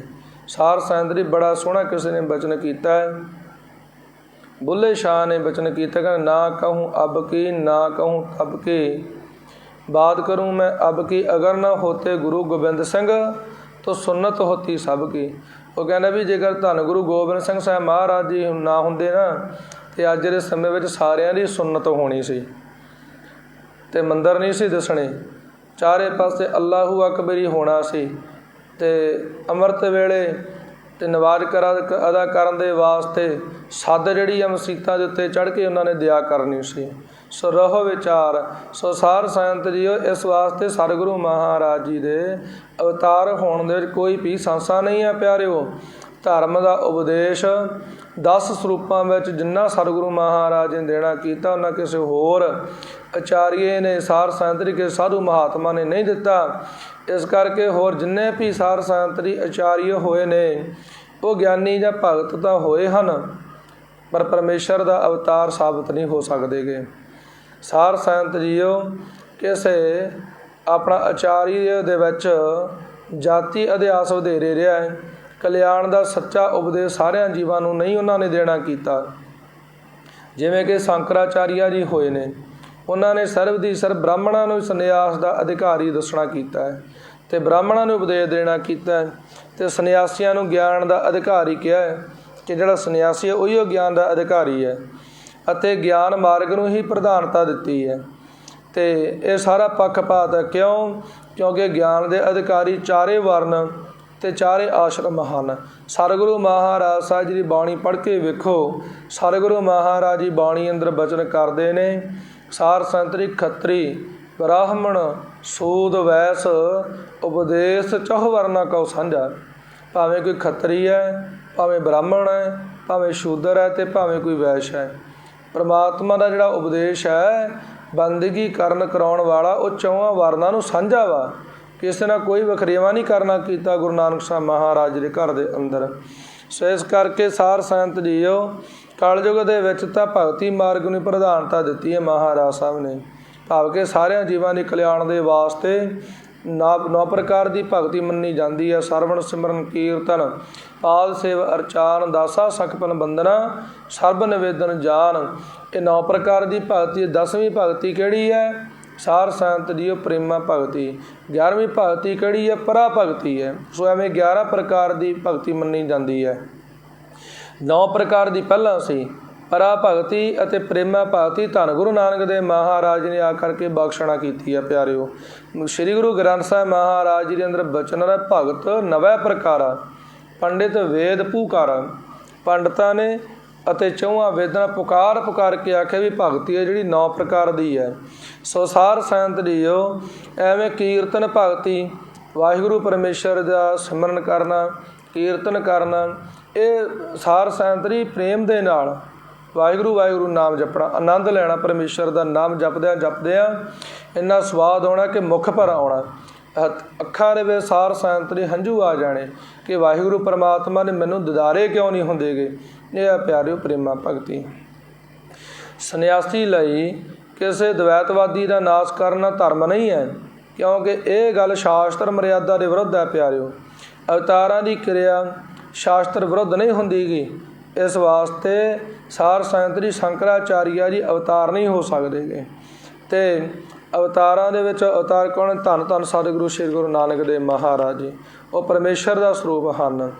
ਸੋ ਨਾਸਵੰਤ ਸਰੀਰ ਨੂੰ ਹੀ ਸਾਰ ਸੰਤ ਜੀਓ ਧੋਤੀ ਮਾਂਜੀ ਕਰਨ ਨੂੰ ਹੀ ਇਹਨਾਂ ਨੇ ਕਲਿਆਣ ਮੰਨਣਾ ਕੀਤਾ, ਬ੍ਰਾਹਮਣ ਲੋਕਾਂ ਨੇ, ਜਿਹੜੇ ਕਿ ਸਾਰੇ ਸ਼ਾਸਤਰਾਂ ਦੇ ਵਿਰੁੱਧ ਹੈ। ਮਹਾਰਾਜ ਸਾਹਿਬ ਬਾਣੀ ਅੰਦਰ ਬਚਨ ਕਰਦੇ ਹਨ ਕਿ ਤਨ ਧੋਤਾ ਮਨ ਹੱਛਾ ਨਾ ਹੋਏ। ਸਰੀਰ ਨੂੰ ਧੋਣ ਦੇ ਨਾਲ ਮਨ ਪਵਿੱਤਰ ਨਹੀਂ ਜੀ ਹੋਣ ਲੱਗਿਆ, ਅਤੇ ਜਿੰਨਾ ਚਿਰ ਤੱਕ ਬੰਦੇ ਦਾ ਮਨ ਪਵਿੱਤਰ ਨਹੀਂ ਨਾ ਹੁੰਦਾ ਗਾ, ਸੋ ਸਾਰ ਸੰਗਤ ਜੀ ਉਹਨਾਂ ਚਿਰ ਤੱਕ ਪਰਮੇਸ਼ਰ ਦੀ ਪ੍ਰਾਪਤੀ ਪ੍ਰਮਾਤਮਾ ਵਿੱਚ ਇੱਕ ਮਿੱਕ ਹੋਣ ਵਾਲੀ ਖੇਡ ਨਹੀਂ ਜੇ ਬਣ ਸਕਦੀ ਗੀ। ਸੋ ਇਸ ਕਰਕੇ ਸਤਿਗੁਰੂ ਮਹਾਰਾਜ ਸਾਹਿਬ ਜੀ ਨੇ ਸਭ ਤੋਂ ਨਿਆਰਾ ਉਪਦੇਸ਼ ਦੇਣਾ ਕੀਤਾ, ਪਖੰਡ ਦਾ ਖੰਡਨ ਕੀਤਾ ਅਤੇ ਸਾਰ ਸੰਗਤ ਦੀ ਗਿਆਨ ਦਾ ਮੰਡਣ ਕੀਤਾ। ਪੂਰਬਲੇ ਜਿਹੜੇ ਅਵਤਾਰ ਨੇ ਉਹਨਾਂ ਨੇ ਜਿਵੇਂ ਜਿਵੇਂ ਯੋਗ ਸੀ ਉਪਦੇਸ਼ ਦੇਣਾ ਕੀਤਾ ਹੈ ਅਤੇ ਸ਼ੁੱਧ ਭਗਤੀ ਨੂੰ ਪ੍ਰਧਾਨ ਆਖਿਆ ਹੈ। ਅਤੇ ਇਸੇ ਤਰ੍ਹਾਂ ਧੰਨ ਗੁਰੂ ਨਾਨਕ ਦੇਵ ਮਹਾਰਾਜ ਜੀ ਨੇ ਦਸਾਂ ਹੀ ਸਰੂਪਾਂ ਦੇ ਵਿੱਚ ਅਧਿਕਾਰੀਆਂ ਨੂੰ ਬਹੁਤ ਤਰ੍ਹਾਂ ਦਾ ਉਪਦੇਸ਼ ਵੀ ਦਿੱਤਾ ਹੈ ਅਤੇ ਸਾਰ ਸੰਗਤ ਜੀ ਉਹ ਪ੍ਰੇਮਾ ਭਗਤੀ ਨੂੰ ਮੁੱਖ ਰੱਖਣਾ ਕੀਤਾ ਹੈ। ਹਿਰਦੇ ਵਿੱਚ ਗਿਆਨ, ਮੁੱਖ ਵਿੱਚ ਭਗਤੀ ਅਤੇ ਵਰਤਣ ਵੈਰਾਗ। ਇਹਦਾ ਮਤਲਬ ਕੀ ਹੈ? ਦਿਲ ਵਿੱਚ ਗਿਆਨ ਹੋਣਾ ਪਰਮੇਸ਼ਰ ਦਾ, ਮੁੱਖ ਤੋਂ ਹਮੇਸ਼ਾ ਵਾਸਤੇ ਵਾਹਿਗੁਰੂ ਵਾਹਿਗੁਰੂ ਵਾਹਿਗੁਰੂ ਰਸਨਾ ਤੋਂ ਕਰੀ ਜਾਣਾ, ਅਤੇ ਦੁਨੀਆ ਵਿੱਚ ਜਿਹੜਾ ਵਰਤ ਵਰਤਾਰਾ ਰੱਖਣਾ ਇਹ ਵਿਰਾਗ ਵਾਲਾ ਰੱਖਣਾ, ਉਸ ਪਰਮਾਤਮਾ ਦੇ ਪਿਆਰ ਵਾਲਾ ਰੱਖਣਾ ਹੈ। ਅਤੇ ਜਾਂ ਫਿਰ ਮਨ ਦੀ ਜਿਹੜੀ ਬਿਰਤੀ ਹੈ ਸਾਰ ਸੰਗਤ ਦੀ ਰਾਗ ਤੋਂ ਵੈ ਉਲਟ ਕਰ ਦੇਣੀ, ਮੋਹ ਤੋਂ ਉਲਟ ਕਰਨੀ ਹੈ, ਦੁਨਿਆਵੀ ਮੋਹ ਤੋਂ, ਅਤੇ ਉੱਪਰ ਹੋ ਖਲੋਣਾ। ਅਤੇ ਸਾਰਿਆਂ ਜੀਵਾਂ ਨੂੰ ਸਤਿਗੁਰੂ ਮਹਾਰਾਜ ਜੀ ਨੇ ਸਾਂਝਾ ਉਪਦੇਸ਼ ਬਖਸ਼ਣਾ ਕੀਤਾ। ਖੱਤਰੀ ਬ੍ਰਾਹਮਣ ਸੂਦ ਵੈਸ ਉਧਰੈ ਸਿਮਰ ਚੰਡਾਲ। ਸੋ ਸਾਰ ਸੰਗਤ ਜੀ ਇਸੇ ਕਰਕੇ ਧੰਨ ਗੁਰੂ ਨਾਨਕ ਦੇਵ ਮਹਾਰਾਜ ਜੀ ਪਰਮਾਤਮਾ ਦਾ, ਪਰਮੇਸ਼ਰ ਦਾ ਪਿਆਰੇ ਖਾਲਸਾ ਜੀ ਅਵਤਾਰ ਨੇ, ਅਤੇ ਇਹਦੇ ਵਿੱਚ ਕੋਈ ਸੰਸਾ ਨਹੀਂ। ਜੇਕਰ ਕੋਈ ਹੱਠ ਕਰਕੇ ਨਾ ਮੰਨੇ ਤਾਂ ਉਹਨੂੰ ਸਾਰ ਸੰਗਤ ਜੀ ਹਰਣਾਕਸ਼, ਰਾਵਣ ਜਾਂ ਕੰਸ ਵਰਗਾ ਸਮਝਣਾ ਚਾਹੀਦਾ ਹੈ। ਸੋ ਸਾਰ ਸੰਗਤ ਜੀਓ ਕਹਿੰਦੇ ਨਾ ਵੀ ਗੌਤਮ ਰਿਸ਼ੀ ਜੀ ਦਾ, ਵਾਹਿਗੁਰੂ ਗੌਤਮ ਰਿਸ਼ੀ ਜੀ ਦੀ ਧਰਮ ਸਪਤਨੀ ਅਹਿਲਿਆ, ਜਿਸ ਬਾਤ ਇੰਦਰ ਨੇ ਉਹਦਾ ਸੱਤ ਤੋੜਨਾ ਕੀਤਾ, ਜਿਨ੍ਹਾਂ ਜਿਨ੍ਹਾਂ ਲੋਕਾਂ ਨੇ ਉਹਦਾ ਸਾਥ ਦਿੱਤਾ, ਉਸ ਵੇਲੇ ਸਾਰ ਸੰਗਤ ਜੀ ਗੌਤਮ ਰਿਸ਼ੀ ਜੀ ਨੇ ਉਹਨਾਂ ਸਾਰਿਆਂ ਨੂੰ ਸ਼ਰਾਪ ਦੇ ਦਿੱਤਾ ਅਤੇ ਆਖਣਾ ਕੀਤਾ ਕਿ ਉਹਨਾਂ ਦੀ ਬੁੱਧੀ ਭ੍ਰਿਸ਼ਟ ਹੋ ਜਾਵੇਗੀ, ਅਤੇ ਆਖਿਆ ਅਤੇ ਕਲਯੁਗ ਦੇ ਅੰਦਰ ਇਹ ਜਿਹੜੇ ਲੋਕ ਨੇ ਨਾ ਵੇਦਾਂ ਅਤੇ ਸ਼ਾਸਤਰਾਂ ਦੇ ਵਿਰੁੱਧ ਚੱਲਣਗੇ। ਸੋ ਕੂਰਮ ਪੁਰਾਣ ਦੇ ਵਿੱਚ ਤਰ੍ਹਾਂ ਤਰ੍ਹਾਂ ਦੇ ਬਚਨ ਆਉਂਦੇ ਨੇ। ਸੋ ਗੌਤਮ ਰਿਸ਼ੀ ਜੀ ਦੇ ਸ਼ਰਾਪ ਸਾਰ ਸੰਗਤ ਜਿਹੜੇ ਕਹੇ ਹੋਏ ਨੇ, ਸੋ ਉਹਨਾਂ ਮੁਤਾਬਕ ਆਪਾਂ ਨੂੰ ਸਮਝਣਾ ਚਾਹੀਦਾ ਹੈ ਵੀ ਜਿਹੜੇ ਧੰਨ ਗੁਰੂ ਨਾਨਕ ਦੇਵ ਮਹਾਰਾਜ ਜੀ ਦੇ ਉੱਤੇ ਸ਼ਰਧਾ ਨਹੀਂ ਰੱਖ ਰਹੇ, ਉਹ ਭਾਵਨਾ ਨਹੀਂ ਰੱਖ ਰਹੇ ਵੀ ਪ੍ਰਮਾਤਮਾ ਦਾ ਅਵਤਾਰ ਨੇ, ਅਤੇ ਆਮ ਮਨੁੱਖਾਂ ਵਾਂਗੂ ਹੀ ਜਿਹੜੇ ਸਮਝ ਰਹੇ ਹਨ, ਇਹ ਸਮਝ ਲੈਣਾ ਚਾਹੀਦਾ ਹੈ ਕਿ ਉਹ ਗੌਤਮ ਰਿਸ਼ੀ ਦੇ ਸਰਾਪੇ ਹੋਏ ਲੋਕ ਹਨ। ਸੋ ਸਾਰ ਸੰਗਤ ਜੀਓ ਗੁਰੂ ਮਹਾਰਾਜ ਸਾਹਿਬ ਜੀ ਦੀ ਜਿਹੜੀ ਬਾਣੀ ਹੈ ਨਾ, ਧੁਰੋਂ ਬਾਣੀ ਆਈ ਹੋਈ, ਜਿਹੜੇ ਲੋਕ ਉਹਨਾਂ ਦੀ ਨਿੰਦਿਆ ਕਰਦੇ ਨੇ ਬਾਣੀ ਦੀ, ਅਤੇ ਆਪਣੀ ਪੂਜਾ ਦਾ ਕਰਾਉਣ ਦੇ ਵਾਸਤੇ ਅਨੇਕਾਂ ਤਰ੍ਹਾਂ ਦੇ ਜਿਹੜੇ ਪਖੰਡ ਨੇ ਉਹ ਕਰਦੇ ਨੇ। ਸਤਿਗੁਰੂ ਸ੍ਰੀ ਗੁਰੂ ਨਾਨਕ ਦੇਵ ਮਹਾਰਾਜ ਸਾਹਿਬ ਜੀ ਦੇ ਦੱਸੋ ਪਿਆਰਿਓ ਕੀ ਵਿਗਾੜ ਸਕਦੇ ਨੇ? ਜੇਕਰ ਕੋਈ ਬੰਦਾ ਚੰਦਰਮਾ ਵੱਲ ਮੁੱਖ ਕਰਕੇ ਥੁੱਕਣਾ ਕਰੇ, ਅਤੇ ਕੀ ਗੱਲ ਚੰਦਰਮਾ ਦੇ ਉੱਪਰ ਕਦੇ ਵੀ ਸਾਰ ਸੰਗਤ ਜੀ ਥੁੱਕ ਪੈ ਸਕਦਾ? ਕਦੇ ਨਹੀਂ, ਉਹ ਆਪਣੇ ਮੁੱਖ ਦੇ ਉੱਤੇ ਆ ਕੇ ਡਿੱਗਣਾ ਹੈ। ਮਹਾਰਾਜ ਸਾਹਿਬ ਜੀ ਨੇ ਬਾਣੀ ਅੰਦਰ ਬਚਨ ਕੀਤੇ ਨੇ, ਸਰ ਸੰਧੇ ਆਗਾਸ ਕਾਓ ਕਿਉ ਪਹੁੰਚੈ ਬਾਣ। ਜੇਕਰ ਕੋਈ ਬੰਦਾ ਕਹੇ ਵੀ ਮੈਂ ਆਕਾਸ਼ ਵਿੱਚ ਤੀਰ ਮਾਰਾਂ ਅਤੇ ਆਕਾਸ਼ ਵਿੱਚ ਛੇਕ ਕਰ ਦੇਵਾਂ, ਕਰ ਸਕਦਾ ਕੋਈ? ਨਹੀਂ ਪਿਆਰਿਓ, ਜਦੋਂ ਤੀਰ ਨੇ ਮੁੜ ਕੇ ਆਉਣਾ ਨਾ ਤਾਂ ਉਹਦੇ ਸਿਰ 'ਚ ਹੀ ਵੱਜਣਾ, ਉਹਦਾ ਹੀ ਨੁਕਸਾਨ ਹੈ। ਸਵੇਂ ਧੰਨ ਗੁਰੂ ਨਾਨਕ ਦੇਵ ਮਹਾਰਾਜ ਜੀ ਜੇਕਰ ਪਿਆਰਿਓ ਕੋਈ ਨਿੰਦਿਆ ਕਰਦਾ ਹੈ ਨਾ, ਅਤੇ ਇਹ ਗੱਲ ਦਾ ਧਿਆਨ ਰੱਖ ਲੈਣਾ, ਉਹਦਾ ਆਪਣਾ ਹੀ ਨੁਕਸਾਨ ਹੈ। ਧੰਨ ਗੁਰੂ ਨਾਨਕ ਦੇਵ ਮਹਾਰਾਜ ਸਾਹਿਬ ਜੀ ਨੂੰ ਸਾਰ ਸੰਗਤ ਦਿਓ ਕੋਈ ਉਹਦਾ ਨੁਕਸਾਨ ਨਹੀਂ ਜੇ ਹੋ ਸਕਦਾ। ਮਹਾਰਾਜ ਸਾਹਿਬ ਜੀ ਦੀ ਸ਼ਖਸੀਅਤ ਜਿਹੜੀ ਕਦੇ ਮੱਧਮ ਨਹੀਂ ਪੈ ਸਕਦੀ। ਪਰਮੇਸ਼ਰ ਦਾ ਅਵਤਾਰ ਹੈਗੇ ਨੇ, ਪਰਮੇਸ਼ਰ ਦਾ ਅਵਤਾਰ ਸਨ, ਅਤੇ ਸਾਰ ਸੰਗਤ ਜੀ ਪਰਮੇਸ਼ਰ ਦਾ ਅਵਤਾਰ ਹੀ ਰਹਿਣਗੇ। ਗੁਰੂ ਨਾਨਕ ਪਾਤਸ਼ਾਹ ਮਹਾਰਾਜ ਜੀ ਉਹ ਆਪਣੇ ਆਪ ਨੂੰ ਨਾਸ਼ ਕਰ ਲੈਂਦੇ ਨੇ। ਜਿਹੜੇ ਗੁਰੂ ਨਾਨਕ ਸਾਹਿਬ ਮਹਾਰਾਜ ਜੀ ਦੀ ਸਾਰ ਸੰਗਤ ਨੇ ਨਿੰਦਿਆ ਕਰਦੇ ਨੇ, ਸਤਿਗੁਰੂ ਮਹਾਰਾਜ ਜੀ ਦੇ ਪਰਮੇਸ਼ਰ ਦਾ ਅਵਤਾਰ ਹੋਣ ਦੇ ਵਿੱਚ ਕੋਈ ਸੰਸਾ ਨਹੀਂ, ਕਿਉਂਕਿ ਗੀਤਾ ਦੇ ਵਿੱਚ ਵੀ ਆਖਿਆ ਸੰਸ਼ੇ ਆਤਮਾ ਅਤੇ ਵਿਨਸ਼ਯਤੀ, ਅਤੇ ਜਿਹੜੀ ਸੰਸ਼ੇ ਵਾਲੀ ਆਤਮ ਹੈ ਨਾ ਸਾਰ ਸੰਗਤ ਜੀਓ, ਅਤੇ ਉਹਦਾ ਨਾਸ਼ ਜ਼ਰੂਰ ਬਰ ਜ਼ਰੂਰ ਹੁੰਦਾ ਹੈ। ਸੋ ਸਤਿਗੁਰੂ ਮਹਾਰਾਜ ਸਾਹਿਬ ਜੀ ਦੇ ਅਵਤਾਰ ਵਿੱਚ ਜਿਹੜਾ ਸੰਸਾ ਕਰੇਗਾ ਉਹ ਨਾਸ ਹੋ ਜਾਵੇਗਾ। ਸੋ ਗੁਰੂ ਨਾਨਕ ਸਾਹਿਬ ਮਹਾਰਾਜ ਜੀ ਅਕਾਲ ਪੁਰਖ ਦਾ ਅਵਤਾਰ ਨੇ। ਇਸੇ ਕਰਕੇ ਸਾਰ ਸੰਗਤ ਜੀਓ ਆਪਣੇ ਇਸੇ ਕਰਕੇ ਆਪ ਜਗਤ ਗੁਰੂ ਹਨ ਤੇ ਧੁਰ ਤੋਂ ਹੀ ਗੁਰੂ ਰੂਪ ਹੋ ਕੇ ਪ੍ਰਗਟ ਹੋਏ ਹਨ। ਪਿਆਰਿਓ, ਏਕ ਓੰਕਾਰ ਧਾਰ ਨਿਜ ਰੂਪਾ, ਪ੍ਰਗਟੇ ਸਤਿਗੁਰ ਰੂਪ ਅਨੂਪਾ। ਸੋ ਅਵਤਾਰ ਪਦ ਦੇ ਅਰਥ ਸਾਰ ਸੰਗਤ ਜੀ ਪਹਿਲਾਂ ਵੀ ਹੋਏ ਨੇ। ਅਵਤਾਰ ਦਾ ਮਤਲਬ ਕੀ ਹੈ? ਸਾਰ ਸੰਗਤ ਜਿਹੜਾ ਦੂਸਰਿਆਂ ਦੀ ਰੱਖਿਆ ਕਰੇ, ਧਰਮ ਨੂੰ ਚਲਾਉਣਾ ਕਰੇ। ਜਿਵੇਂ 10ਵੇਂ ਪਾਤਸ਼ਾਹ ਮਹਾਰਾਜ ਨੇ ਬਚਨ ਕੀਤਾ, ਜਬ ਜਬ ਹੋਤ ਅਰਿਸ਼ਟ ਅਪਾਰਾ, ਤਬ ਤਬ ਦੇਹ ਧਰਤ ਅਵਤਾਰਾ। ਜਦੋਂ ਜਦੋਂ ਦੁਨੀਆ 'ਤੇ ਉਪਦਰਵ ਬਹੁਤ ਜ਼ਿਆਦਾ ਹੋਣ ਲੱਗ ਪੈਣ, ਉਦੋਂ ਉਦੋਂ ਸਾਰ ਸੰਗਤ ਜੀ ਪਰਮੇਸ਼ਰ ਸਮੇਂ ਸਮੇਂ ਦੇ ਮੁਤਾਬਕ ਆਪਣੇ ਜਿਹੜੇ ਅਵਤਾਰ ਹਨ ਭੇਜਦਾ ਰਹਿੰਦਾ ਹੈ। ਸੋ ਜਦੋਂ ਦੁਨੀਆ ਵਿੱਚ ਬਹੁਤੇ ਪਾਪ ਹੋਣ, ਔਗਣ ਪੈਦਾ ਹੋ ਜਾਣ, ਉਹਨਾਂ ਨੂੰ ਮੇਟਣ ਦੇ ਵਾਸਤੇ ਵਾਹਿਗੁਰੂ ਪਰਮਾਤਮਾ ਸਾਰ ਸੰਗਤ ਜੀ ਆਪਣੇ ਜਿਹੜੇ ਸਾਧੂ ਮਹਾਂਪੁਰਖ ਰੱਬ ਦੇ ਪਿਆਰੇ ਨੇ, ਜਿਨ੍ਹਾਂ ਨੂੰ ਆਪਾਂ ਨਿੱਤ ਅਵਤਾਰ ਕਹਿੰਦੇ ਹਾਂ, ਉਹਨਾਂ ਨੂੰ ਭੇਜਦਾ। ਜਦੋਂ ਉਹਨਾਂ ਤੋਂ ਵੀ ਖੇਡ ਨਾ ਬਣੇ ਤਾਂ ਫਿਰ ਸਾਰ ਸੰਗਤ ਜੀ ਵਿਸ਼ਨੂੰ ਜੀ ਦੇ ਅਵਤਾਰ ਹੁੰਦੇ ਨੇ। ਅਤੇ ਜਦੋਂ ਵਿਸ਼ਨੂੰ ਜੀ ਦੇ ਅਵਤਾਰਾਂ ਤੋਂ ਵੀ ਗੱਲ ਨਾ ਬਣੀ ਅਤੇ ਧੰਨ ਧੰਨ ਸਤਿਗੁਰੂ ਸ੍ਰੀ ਗੁਰੂ ਨਾਨਕ ਦੇਵ ਮਹਾਰਾਜ ਜੀ ਦਾ ਸਰੂਪ ਹੋ ਕਰਕੇ ਉਹ ਸਾਰ ਸੰਗਤ ਜੀ ਵਾਹਿਗੁਰੂ ਪਰਮੇਸ਼ਰ ਆਪ ਆਇਆ। ਕਿਉਂਕਿ ਸਾਰ ਸੰਗਤ ਜੀ ਦੁਨੀਆ ਵਿੱਚ ਪਾਪ ਇੰਨੇ ਜ਼ਿਆਦਾ ਵੱਧ ਚੁੱਕੇ ਸਨ ਕਿ ਵਿਸ਼ਨੂੰ ਜੀ ਵੀ ਅਵਤਾਰ ਧਾਰ ਕਰਕੇ ਰੱਖਿਆ ਕਰਨ ਨੂੰ ਸਮਰੱਥ ਨਾ ਰਹੇ ਦੁਨੀਆ ਦੀ। ਅਤੇ ਅਕਾਲ ਪੁਰਖ ਵਾਹਿਗੁਰੂ ਪਰਮਾਤਮਾ ਜੀ ਨੇ ਐਸੇ ਭਿਆਨਕ ਸਮੇਂ ਦੇ ਵਿੱਚ ਸਰਬ ਸ਼ਕਤੀਮਾਨ ਹੋਏ ਇੱਕ ਹੈ ਸਾਰ ਸੰਗਤ ਜੀ ਗੁਰੂ ਨਾਨਕ ਦੇਵ ਮਹਾਰਾਜ ਸਾਹਿਬ ਜੀ ਦੇ ਸਰੂਪ ਵਿੱਚ ਪ੍ਰਗਟ ਹੋਣਾ ਕੀਤਾ। ਅਨੰਤ ਕਲਾ ਹੋਏ ਠਾਕੁਰ ਚੜ੍ਹਿਆ। ਸਤਿਗੁਰੂ ਮਹਾਰਾਜ ਸਾਹਿਬ ਜੀ ਦੇ ਅਵਤਾਰ ਧਾਰਨ ਦਾ ਇਹ ਕਾਰਨ ਸੀ, ਉਸ ਸਮੇਂ ਸਾਰ ਸੰਗਤ ਜੀ ਦੁਨੀਆ ਦੀ ਭੈੜੀ ਹਾਲਤ ਹੋ ਚੁੱਕੀ ਸੀ। ਪਾਪ ਇੰਨੇ ਜ਼ਿਆਦਾ ਵੱਧ ਚੁੱਕੇ ਸਨ। ਕਲਯੁਗ ਦੀ ਕਿਰਿਆ ਜਿਹੜੀ ਸੀ ਨਾ, ਕੁੱਤੇ ਦੇ ਮੂੰਹ ਵਾਲੀ ਹੋ ਚੁੱਕੀ ਸੀ। ਪਰਾਏ ਦੇ ਹੱਕ ਰੂਪੀ ਮੁਰਦਾਰ ਨੂੰ ਖੋਹ ਕੇ ਖਾਣਾ ਲੋਕ ਚੰਗਾ ਸਮਝਦੇ ਸਨ। ਮਹਾਰਾਜ ਸਾਹਿਬ ਜੀ ਦੀ ਕਿਰਪਾ ਦੇ ਨਾਲ ਸਾਰ ਸੰਗਤ ਜੀਓ ਆਪਣਾ ਭਾਈ ਸਾਹਿਬ ਭਾਈ ਗੁਰਦਾਸ ਜੀ ਬਚਨ ਕਰਦੇ ਨੇ, ਕੱਲ ਆਈ ਕੁੱਤੇ ਮੂੰਹੀ, ਖਾਜ ਹੋਆ ਮੁਰਦਾਰ ਗੁਸਾਈ। ਕਲਯੁਗ ਦੀ ਐਸੀ ਕਿਰਿਆ ਆਈ, ਦੁਨੀਆ ਜਿਹੜੀ ਸੀ ਕੁੱਤੇ ਦੇ ਮੂੰਹ ਵਾਲੀ ਹੋ ਗਈ। ਅਤੇ ਖਾਣਾ ਕੀ ਹੋਇਆ? ਪਰਾਇਆ ਹੱਕ ਮਾਰਨ ਰੂਪੀ ਜਿਹੜਾ ਮੁਰਦਾਰ ਹੈ ਨਾ, ਇਹ ਖਾਣ ਦੇ ਵਾਸਤੇ ਲੋਕ ਤਿਆਰ ਹੋ ਗਏ। ਇਹ ਮਾਲਕ ਵਾਹਿਗੁਰੂ ਪਰਮਾਤਮਾ। ਸੋ ਸਾਰ ਸੰਗਤ ਜਿਹੜੇ ਆਪਣੇ ਆਪ ਨੂੰ ਸੰਤ ਮਹਾਤਮਾ ਕਹਾਉਣ ਵਾਲੇ ਲੋਕ ਸਨ, ਜਤੀ ਸਦੀ ਖਵਾਉਣ ਵਾਲੇ ਲੋਕ ਸਨ, ਉਹ ਵੀ ਵਿਭਚਾਰੀ ਹੋ ਗਏ, ਪਾਪ ਕਮਾਉਣ ਲੱਗ ਪਏ। ਸਦੀ ਪਾਪ ਕਰ ਸਤ ਕਮਾਹੇ, ਗੁਰ ਦੀਖਿਆ ਘਰ ਦੇਵਣ ਜਾਹੇ। ਸੋ ਜਿਹੜੇ ਧਾਰਮਿਕ ਸਥਾਨ ਸਨ ਭ੍ਰਿਸ਼ਟ ਹੋ ਚੁੱਕੇ ਸਨ। ਥਾ ਨਸ਼ਟ ਜਗ ਭ੍ਰਿਸ਼ਟ ਹੋਏ, ਡੂਬਤਾ ਇਵ ਜਗ। ਅਤੇ ਜਿਹੜੇ ਧਰਮ ਦੇ ਠੇਕੇਦਾਰ ਪੰਡਿਤ ਲੋਕ ਸਨ, ਕਾਜੀ ਮੁਲਾਣੇ ਬਣੇ ਬੈਠੇ ਸਨ, ਉਹ ਸਾਰੇ ਦੇ ਸਾਰੇ ਆਪੋ ਵਿੱਚ ਹੀ ਝਗੜਦੇ ਪਏ ਸਨ ਪਿਆਰਿਓ। ਅਤੇ ਪੱਖਵਾਦ ਦੇ ਵਿੱਚ ਖਹਿ ਖਹਿ ਕੇ ਮਰਦੇ ਸਨ। ਭਾਈ ਸਾਹਿਬ ਭਾਈ ਗੁਰਦਾਸ ਜੀ ਬਚਨ ਕਰਦੇ ਨੇ, ਚਾਰ ਵਰਨ ਚਾਰ ਮਜ਼ਹਬਾਂ, ਜੱਗ ਵਿੱਚ ਹਿੰਦੂ ਮੁਸਲਮਾਨ ਹੈ। ਖੁਦੀ ਬਖੀਲ ਤਕੱਬਰੀ, ਖਿੰਚੋ ਤਾਨ ਕਰੇ ਨ ਧੰਗਾਣੇ। ਸੱਚ ਕਿਨਾਰੇ ਰਹਿ ਗਿਆ, ਕਹਿ ਮਰਦੇ ਬਾਹਮਣ ਮੌਲਾਣੇ। ਸੋ ਮਹਾਰਾਜ ਸਾਹਿਬ ਜੀ ਕਿਰਪਾ ਭਾਈ ਸਾਹਿਬ ਭਾਈ ਗੁਰਦਾਸ ਜੀ ਬਚਨ ਕਰਦੇ ਨੇ, ਕਹਿੰਦੇ ਵੀ ਚੇਲੇ ਸਾਜ ਵਜਾਏ ਦੇ, ਨੱਚਣ ਗੁਰੂ ਬਹੁਤ ਵਿਦ ਭਾਈ। ਸੋ ਸਾਰ ਸੰਗਤ ਜੀ ਸੇਵਕ ਬੈਠਣ ਘਰਾਂ ਵਿੱਚ, ਗੁਰ ਉੱਠ ਘਰੀ ਤਿਨਾੜੇ ਜਾਈ। ਫਰਜ਼ ਤਾਂ ਇਹ ਬਣਦਾ ਹੈ ਵੀ ਜਿਹੜੇ ਚੇਲੇ ਨੇ ਗੁਰੂ ਦੇ ਚਰਨਾਂ ਵਿੱਚ ਜਾਣ ਅਤੇ ਜਾ ਕਰਕੇ ਸਾਰ ਸੰਗਤ ਦੀ ਸਿੱਖਿਆ ਲੈਣ ਗੁਰੂ ਦੇ ਪਾਸੋਂ। ਪਰ ਕੰਮ ਉਲਟ ਹੋ ਗਿਆ।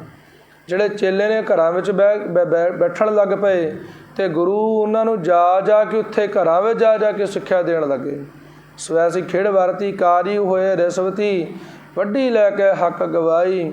ਅਖੀਰ ਨੂੰ ਸਾਰ ਸੰਗਤ ਇਸਤਰੀ ਪੁਰਖਿਆ ਦਾ ਮਹਿਤ, ਭਾਵੈ ਆਏ ਕਿਥਾਊ ਜਾਹੀ। ਭਾਈ ਸਾਹਿਬ ਜੀ ਬਚਨ ਕਰਦੇ ਨੇ, ਅਖੀਰਲੀ ਪੰਕਤੀ ਵਿੱਚ ਵਰਤਿਆ ਪਾਪ ਸਭ ਸਜਗ ਮਾਹੀ।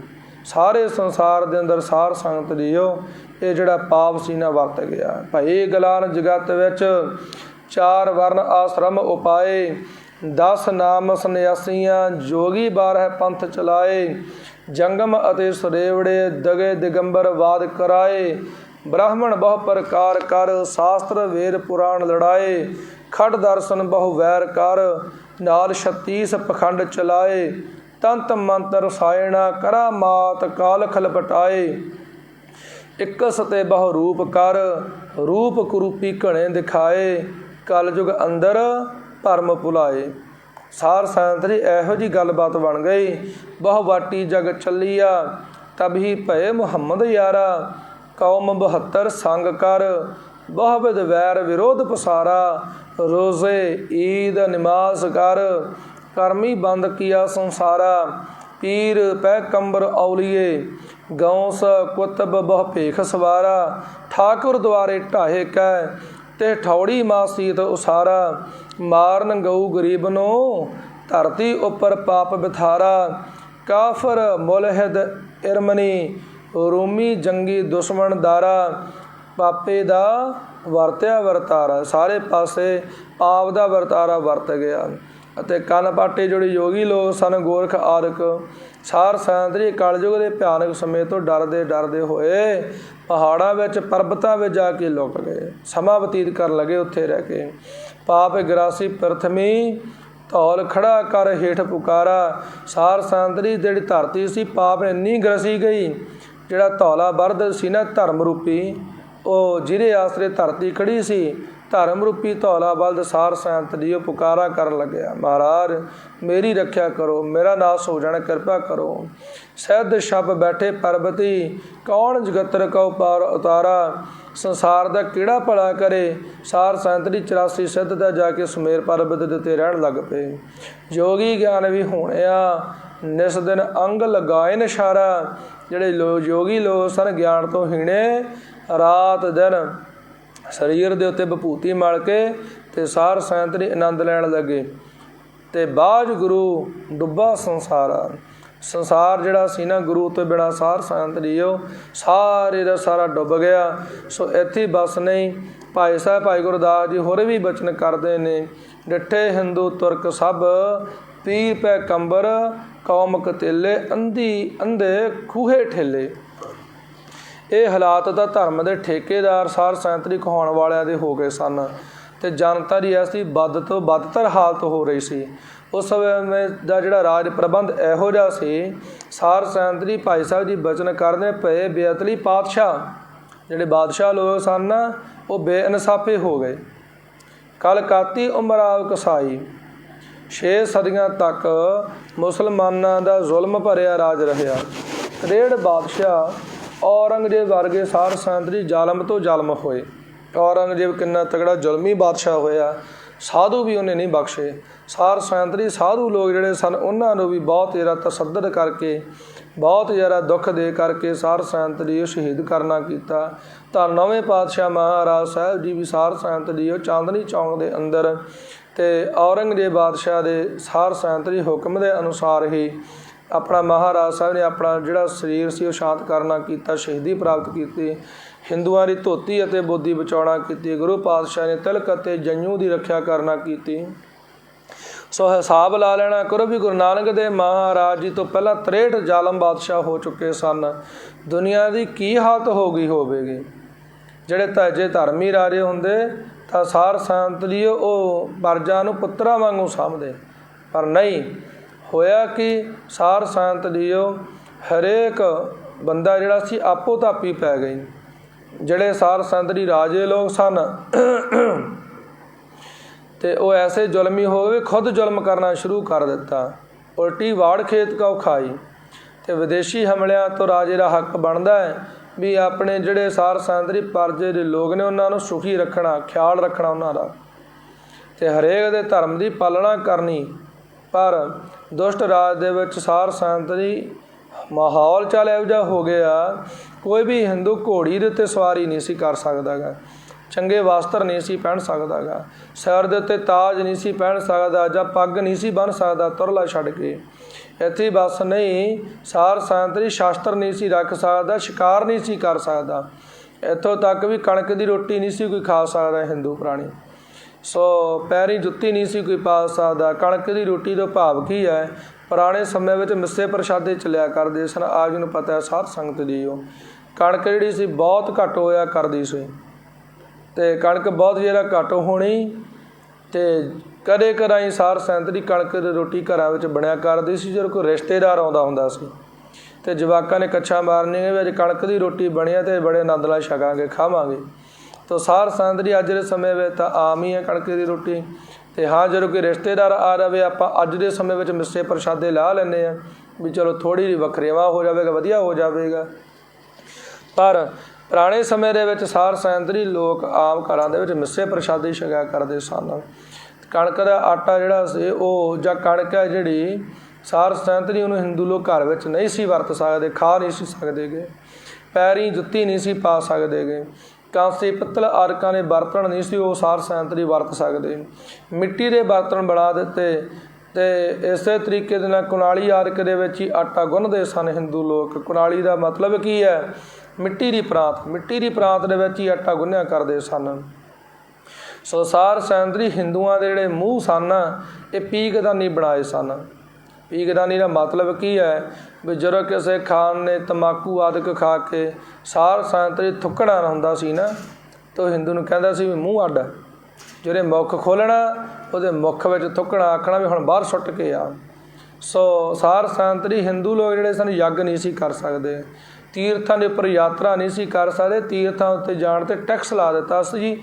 ਇਹ ਧੰਨ ਸ੍ਰੀ ਗੁਰੂ ਅਮਰਦਾਸ ਸਾਹਿਬ ਮਹਾਰਾਜ ਨੇ ਟੈਕਸ ਬੰਦ ਕਰਵਾਉਣਾ ਕੀਤਾ ਸੀ ਪਿਆਰਿਓ। ਸੋ ਠਾਕੁਰ ਦੁਆਰਿਆਂ ਦੇ ਥਾਂ 'ਤੇ ਸਾਰ ਸੰਗਤ ਜੀ ਉਹ ਮਸੀਤਾਂ ਉਸਾਰ ਦਿੱਤੀਆਂ ਸਨ, ਮੰਦਰ ਨਹੀਂ ਸੀ ਕੋਈ ਬਣਾ ਸਕਦਾ ਗਾ।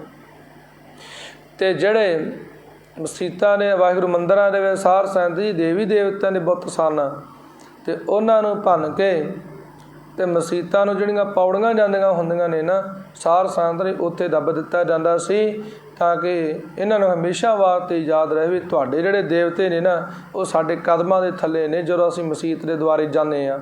ਸੋ ਸਾਰ ਸੰਗਤ ਜੀ ਠਾਕੁਰ ਦੁਆਰੇ ਢਾਏ ਕੈ ਤੇ ਠੌੜੀ ਮਸੀਤ ਉਸਾਰਾ, ਮਾਰਨ ਗਊ ਗਰੀਬ ਨੂੰ ਧਰਤੀ ਉੱਪਰ ਪਾਪ ਬਿਥਾਰਾ।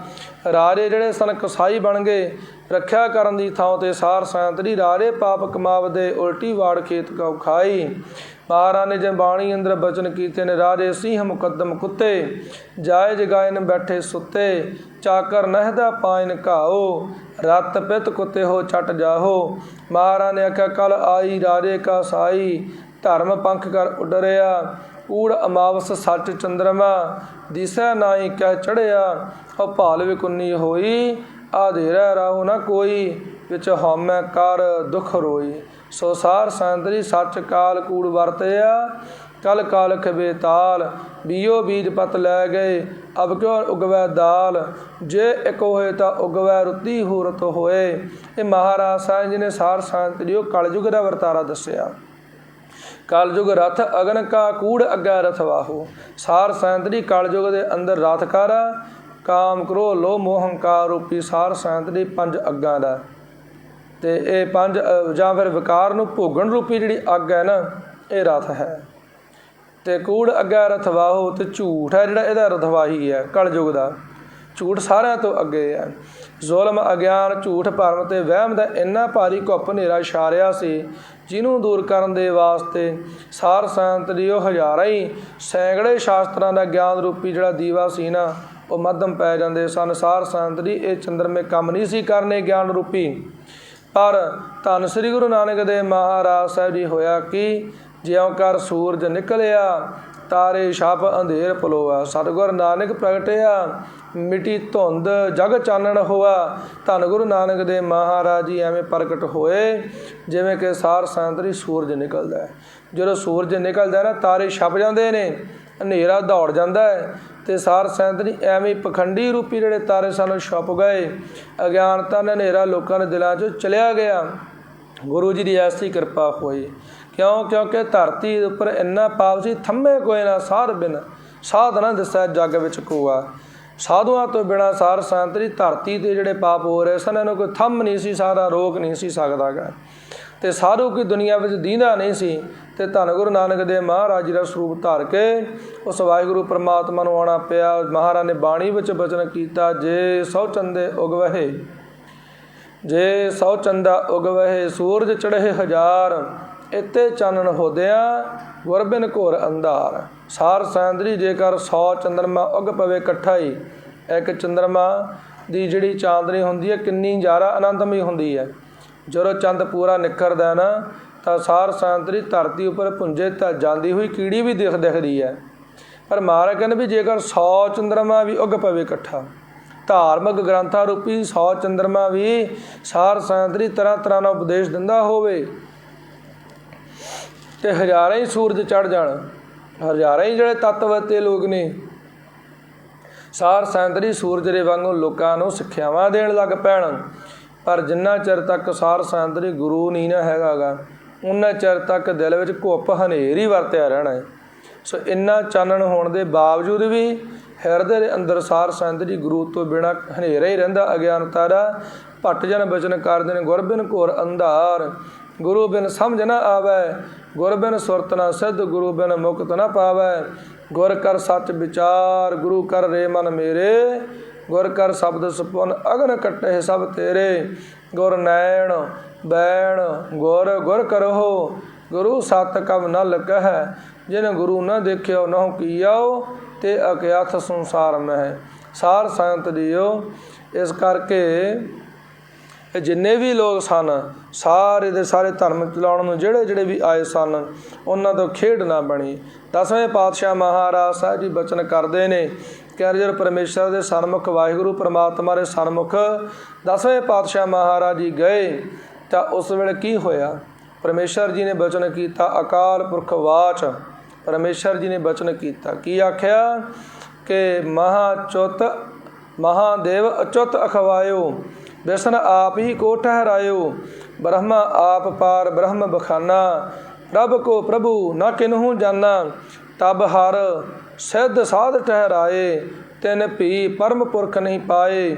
ਜੇ ਕੋਈ ਹੋਤ ਭਇਓ ਜਗ ਸਿਆਣਾ, ਤਿਨ ਤਨ ਆਪਣੋ ਰਾਹੋ ਚਲਾਨਾ, ਜਿਨ ਜਿਨ ਤਨਕ ਸਿੱਧ ਕੋ ਪਾਇਓ, ਤਿਨ ਆਪਣਾ ਰਾਹੋ ਚਲਾਇਓ।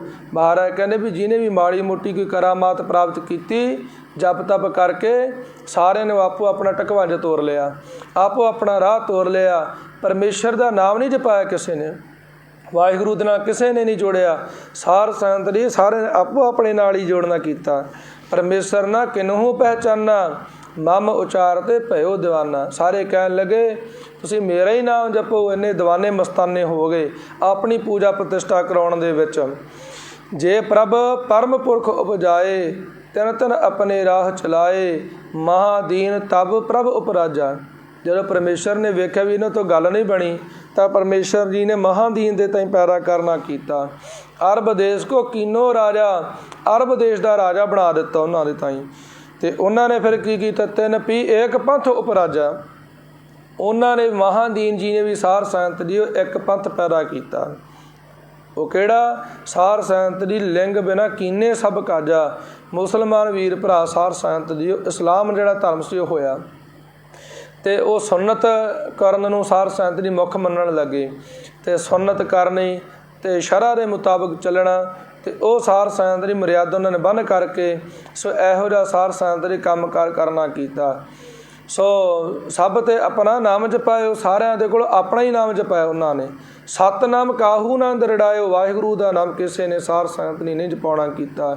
ਸਭ ਆਪਣੀ ਆਪਣੀ ਉਰਜਾਨਾ, ਪਾਰ ਬ੍ਰਹਮ ਕਾਹੂ ਨਾ ਪਛਾਨਾ, ਤਪ ਸਾਧਤ ਹਰ ਮੋਹੇ ਬੁਲਾਇਓ, ਇਮ ਕਹਿ ਕਾ ਇਹ ਲੋਕ ਪਠਾਇਓ।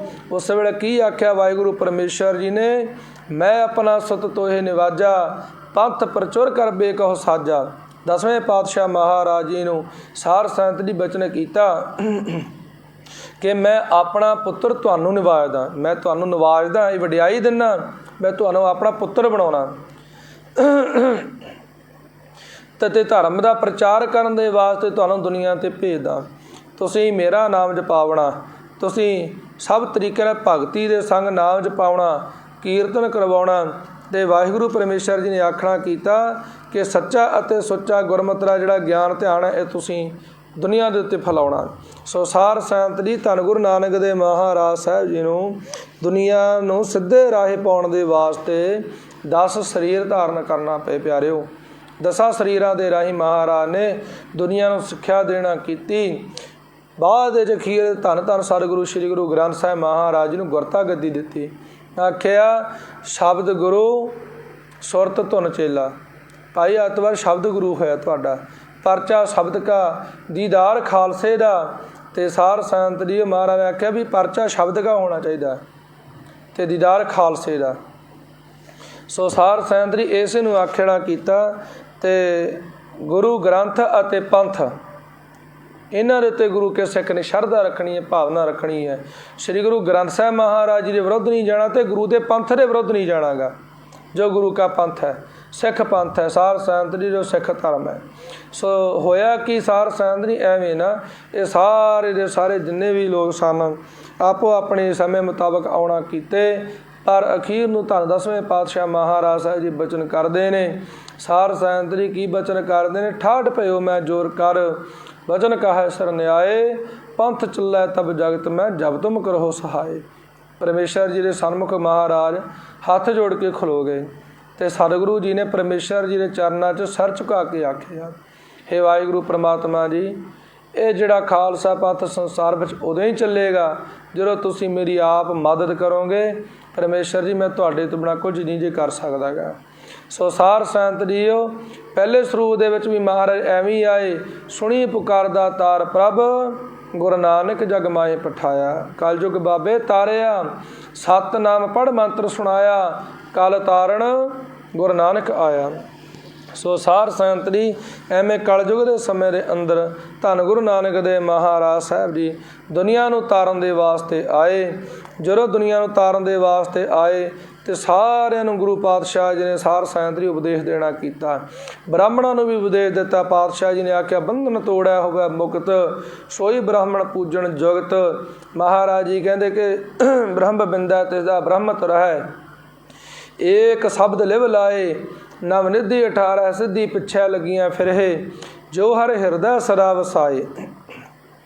ਖੱਤਰੀਆਂ ਨੂੰ ਵੀ ਉਪਦੇਸ਼ ਦੇਣਾ ਕੀਤਾ। ਪਾਤਸ਼ਾਹ ਜੀ ਕਹਿੰਦੇ, ਖੱਤਰੀ ਸੋ ਜੋ ਕਰਮਾਂ ਕਾ ਸੂਰ, ਪੁੰਨ ਦਾਨ ਕਾ ਕਰੈ ਸਰੀਰ, ਖੇਤ ਪਛਾਣੈ ਬੀਜੈ ਦਾਨ, ਸੋ ਖੱਤਰੀ ਦਰਗਹਿ ਪ੍ਰਵਾਨ। ਜਿਹੜਾ ਜ਼ਿਮੀਂਦਾਰ ਸੀ, ਆਪਣੇ ਜੱਟ ਭਾਊ ਸਾਰ ਸੰਤ ਜੀ ਕਿਰਸਾਨ ਸਨ, ਖੇਤੀ ਕਰਨ ਵਾਲੇ, ਉਹਨਾਂ ਦੇ ਤਾਈਂ ਵੀ ਮਹਾਰਾਜ ਨੇ ਉਪਦੇਸ਼ ਦੇਣਾ ਕੀਤਾ। ਮਨ ਹਾਲੀ ਕਿਰਸਾਣੀ ਕਰਨੀ, ਸਰਮ ਪਾਣੀ ਤਨ ਖੇਤ, ਨਾਮ ਬੀਜ ਸੰਤੋਖ ਸੁਹਾਗਾ, ਰੱਖ ਗਰੀਬੀ ਵੇਸ, ਭਾਓ ਕਰਮ ਕਰ ਜਮ ਸੀ, ਸੇ ਘਰ ਭਾਗਠ ਦੇਖ। ਪਾਤਸ਼ਾਹ ਜੀ ਨੇ ਆਖਿਆ, ਬਾਬਾ ਮਾਇਆ ਸਾਥ ਨਾ ਹੋਏ, ਇਨ ਮਾਇਆ ਜਗ ਮੋਹਿਆ, ਵਿਰਲਾ ਬੁੱਝੈ ਕੋਏ। ਸਤਿਗੁਰੂ ਮਹਾਰਾਜ ਜੀ ਨੇ ਫਿਰ ਇੱਥੇ ਹੀ ਬਸ ਨੇ ਹੋਰ ਵੀ ਉਪਦੇਸ਼ ਦਿੱਤਾ। ਪਾਤਸ਼ਾਹ ਜੀ ਕਹਿੰਦੇ ਕਿ ਹਲ ਹਲੇਮੀ, ਹਾਲੀ ਚਿੱਤ, ਚੇਤਾ ਵਤਰ, ਵਕਤ ਸੰਜੋਗ, ਨਾਉ ਬੀਜ ਬਖਸ਼ੀਸ ਬੋਹਲ, ਦੁਨੀਆ ਸਗਲ ਦਰੋਗ। ਨਾਨਕ ਨਦਰੀ ਕਰਮ ਹੋਏ, ਜਾਵਹਿ ਸਗਲ ਵਿਜੋਗ। ਦੁਕਾਨਦਾਰਾਂ ਨੂੰ ਵੀ ਮਹਾਰਾਜ ਨੇ ਉਪਦੇਸ਼ ਦਿੱਤਾ। ਪਾਤਸ਼ਾਹ ਜੀ ਨੇ ਹਾਣ ਹੱਟ ਕਰ ਆਰਜਾ, ਸੱਚ ਨਾਮ ਕਰ ਵੱਥ, ਸੁਰਤ ਸੋਚ ਕਰ ਭਾਂਡ ਸਾਲ, ਤਿਸ ਵਿੱਚ ਤਿਸਨੋ ਰੱਖ, ਵਣਜਾਰਿਆ ਸਿਓ ਵਣਜ ਕਰ, ਲੈ ਲਾਹਾ ਮਨ ਹੱਸ। ਪਾਤਸ਼ਾਹ ਜੀ ਨੇ ਸੁਦਾਗਰਾਂ ਨੂੰ ਉਪਦੇਸ਼ ਦਿੱਤਾ। ਜਿਹੜੇ ਸੁਦਾਗਰ ਸਨ, ਮਈਆਂ ਵੇਚਣ ਵਾਲੇ ਜਿਵੇਂ ਨੇ, ਜਾਂ ਘੋੜੇ ਵੇਚਣ ਵਾਲਿਆਂ ਨੂੰ ਸੁਦਾਗਰ ਆਖਿਆ ਜਾਂਦਾ ਹੈ, ਮਈਆਂ ਵੇਚਣ ਵਾਲਿਆਂ ਨੂੰ ਵਪਾਰੀ ਆਖਿਆ ਜਾਂਦਾ ਹੈ। ਤਾਂ ਸਾਰੇ ਜਿਹੜੇ ਸੁਦਾਗਰ ਸਨ, ਘੋੜੇ ਵੇਚਣ ਵਾਲੇ, ਉਹਨਾਂ ਨੂੰ ਵੀ ਸਿੱਖਿਆ ਦਿੱਤੀ। ਆਖਿਆ, ਭਾਈ ਸੁਣ ਸਾਸਤ ਸੌਦਾਗਰੀ, 7 ਘੋੜੇ ਲੈ ਚੱਲ, ਖਰਚ ਬੰਨ ਚੰਗਿਆਈਆਂ, ਮਤ ਮਨ ਜਾਣੇ ਕੱਲ, ਨਿਰੰਕਾਰ ਕਾ ਦੇਸ ਜਾਹੇ, ਤਾਂ ਸੁਖ ਲਹੇ ਮਹੱਲ। ਪਾਤਸ਼ਾਹ ਜੀ ਨੇ ਨੌਕਰੀ ਵਾਲੇ ਨੂੰ ਉਪਦੇਸ਼ ਦੇਣਾ ਕੀਤਾ। ਲਾਏ ਚਿੱਤ ਕਰ ਚਾਕਰੀ, ਮਨ ਨਾਮ ਕਰ ਕੰਮ, ਬੰਨ ਵਧੀਆ ਕਰ ਧਾਵਣੀ, ਤਾਂ ਕੋ ਆਖਿਆ ਧੰਨ, ਨਾਨਕ ਵੇਖਿਆ ਨਦਰ ਕਰ, ਚੜ੍ਹੈ ਚਵਗਣ ਬੰਨ। ਫਿਰ ਸਤਿਗੁਰੂ ਪਾਤਸ਼ਾਹ ਜੀ ਨੇ ਸਾਰ ਸੰਤ ਜੀ ਪੜ੍ਹਾਉਣ ਵਾਲੇ ਨੂੰ ਵੀ ਉਪਦੇਸ਼ ਦਿੱਤਾ। ਜਾਲ ਮੋਹ ਕਸ ਮਸ ਕਰ, ਮਤ ਕਾਗਦ ਕਰ ਸਾਰ, ਭਾਉ ਕਲਮ ਕਰ ਚਿਤ ਲੇਖਾਰੀ, ਗੁਰ ਪੁੱਛ ਲਿਖ ਵਿਚਾਰ, ਲਿਖ ਨਾਮ ਸਾਲਾਹ ਲਿਖ, ਲਿਖ ਅੰਤ ਨ ਪਾਰਾਵਾਰ। ਬਾਬਾ ਇਹੋ ਲੇਖਾ ਲਿਖ ਜਾਣ, ਜਿੱਥੈ ਲੇਖਾ ਮੰਗੀਐ, ਤਿੱਥੈ ਹੋਏ ਸੱਚਾ ਨਿਸ਼ਾਨ ਰਹਾਉ। ਸਤਿਗੁਰੂ ਮਹਾਰਾਜ ਜੀ ਨੇ ਉਪਦੇਸ਼ ਦੇਣਾ ਕੀਤਾ। ਵੈਦਾਂ ਨੂੰ ਵੀ ਉਪਦੇਸ਼ ਦਿੱਤਾ। ਵੈਦ ਬੁਲਾਇਆ, ਵੈਦਗੀ ਪਕੜ ਢੰਡੋਲੇ ਬਾਹ, ਭੋਲਾ ਵੈਦ ਨਾ ਜਾਣਈ, ਕਰਕ ਕਲੇਜੇ ਮਾਏ। ਵੈਦ ਸੁਵੈਦ ਤੂੰ ਪਹਿਲਾ ਰੋਗ ਪਛਾਣ, ਐਸਾ ਦਾਰੂ ਲੋੜ ਲਾਹੋ, ਜਿਤਵਈਆਂ ਰੋਗਾ ਘਾਣ, ਜਿਤ ਦਾਰੂ ਰੋਗ ਉੱਠਿਆ ਹੈ, ਤਨ ਸੁਖ ਵਸੈ ਆਏ। ਮਹਾਰਾਜ ਨੇ ਵੈਦਾਂ ਨੂੰ ਉਪਦੇਸ਼ ਦਿੱਤਾ। ਵੈਦਾ ਸੰਦਾ ਸੰਗ ਇਕੱਠਾ ਹੋਇਆ, ਔਖਦ ਆਏ ਰਾਸ ਵਿੱਚ ਆਪ ਖਲੋਇਆ। ਜੋ ਜੋ ਉਹਨਾਂ ਕਰਮ ਸੁਕਰਮ ਹੋਏ ਪਸਰਿਆ, ਹਰ ਹਾਂ ਦੁਖ ਰੋਗ ਸਭ ਪਾਪ ਤਨ ਤੇ ਖਿਸਰਿਆ। ਪਾਤਸ਼ਾਹ ਜੀ ਨੇ ਜਨੇਊ ਬਾਰੇ ਵੀ ਉਪਦੇਸ਼ ਦਿੱਤਾ ਬ੍ਰਾਹਮਣਾਂ ਦੇ ਤਾਈਂ। ਆਖਿਆ ਪਾਤਸ਼ਾਹ ਜੀ ਕਹਿੰਦੇ ਦਇਆ ਕਪਾਹ ਸੰਤੋਖ ਸੂਤ, ਜਤ ਗੰਢੀ ਸੱਤ ਵਟ। ਤੇ ਪਾਤਸ਼ਾਹ ਜੀ ਕਹਿੰਦੇ ਇਹੋ ਜਨੇਊ ਜੀ ਕਾ ਹਈ ਤਾਂ ਪਾਂਡੇ ਘੱਤ, ਨਾ ਇਹੋ ਟੁੱਟੈ ਨਾ ਮਨ ਲੱਗੈ, ਨਾ ਇਹੋ ਜਲੈ ਨਾ ਜਾਏ। ਧਨ ਸੋ ਮਾਨਸ ਨਾਨਕਾ ਜੋ ਗਲ ਚੱਲੇ ਪਾਏ। ਪਾਤਸ਼ਾਹ ਜੀ ਨੇ ਆਖਿਆ ਚੌਕੜ ਮੁੱਲ ਅਣਾਇਆ, ਮੈਂ ਚੌਕੇ ਪਾਇਆ। ਸਿਖਾ ਕੰਨ ਚੜਾਈਆ ਗੁਰ ਬ੍ਰਾਹਮਣ ਥਿਆ, ਉਹ ਮੁਆ ਉਹ ਝੜ ਪਿਆ ਵੇ ਤੱਗਾ ਗਿਆ।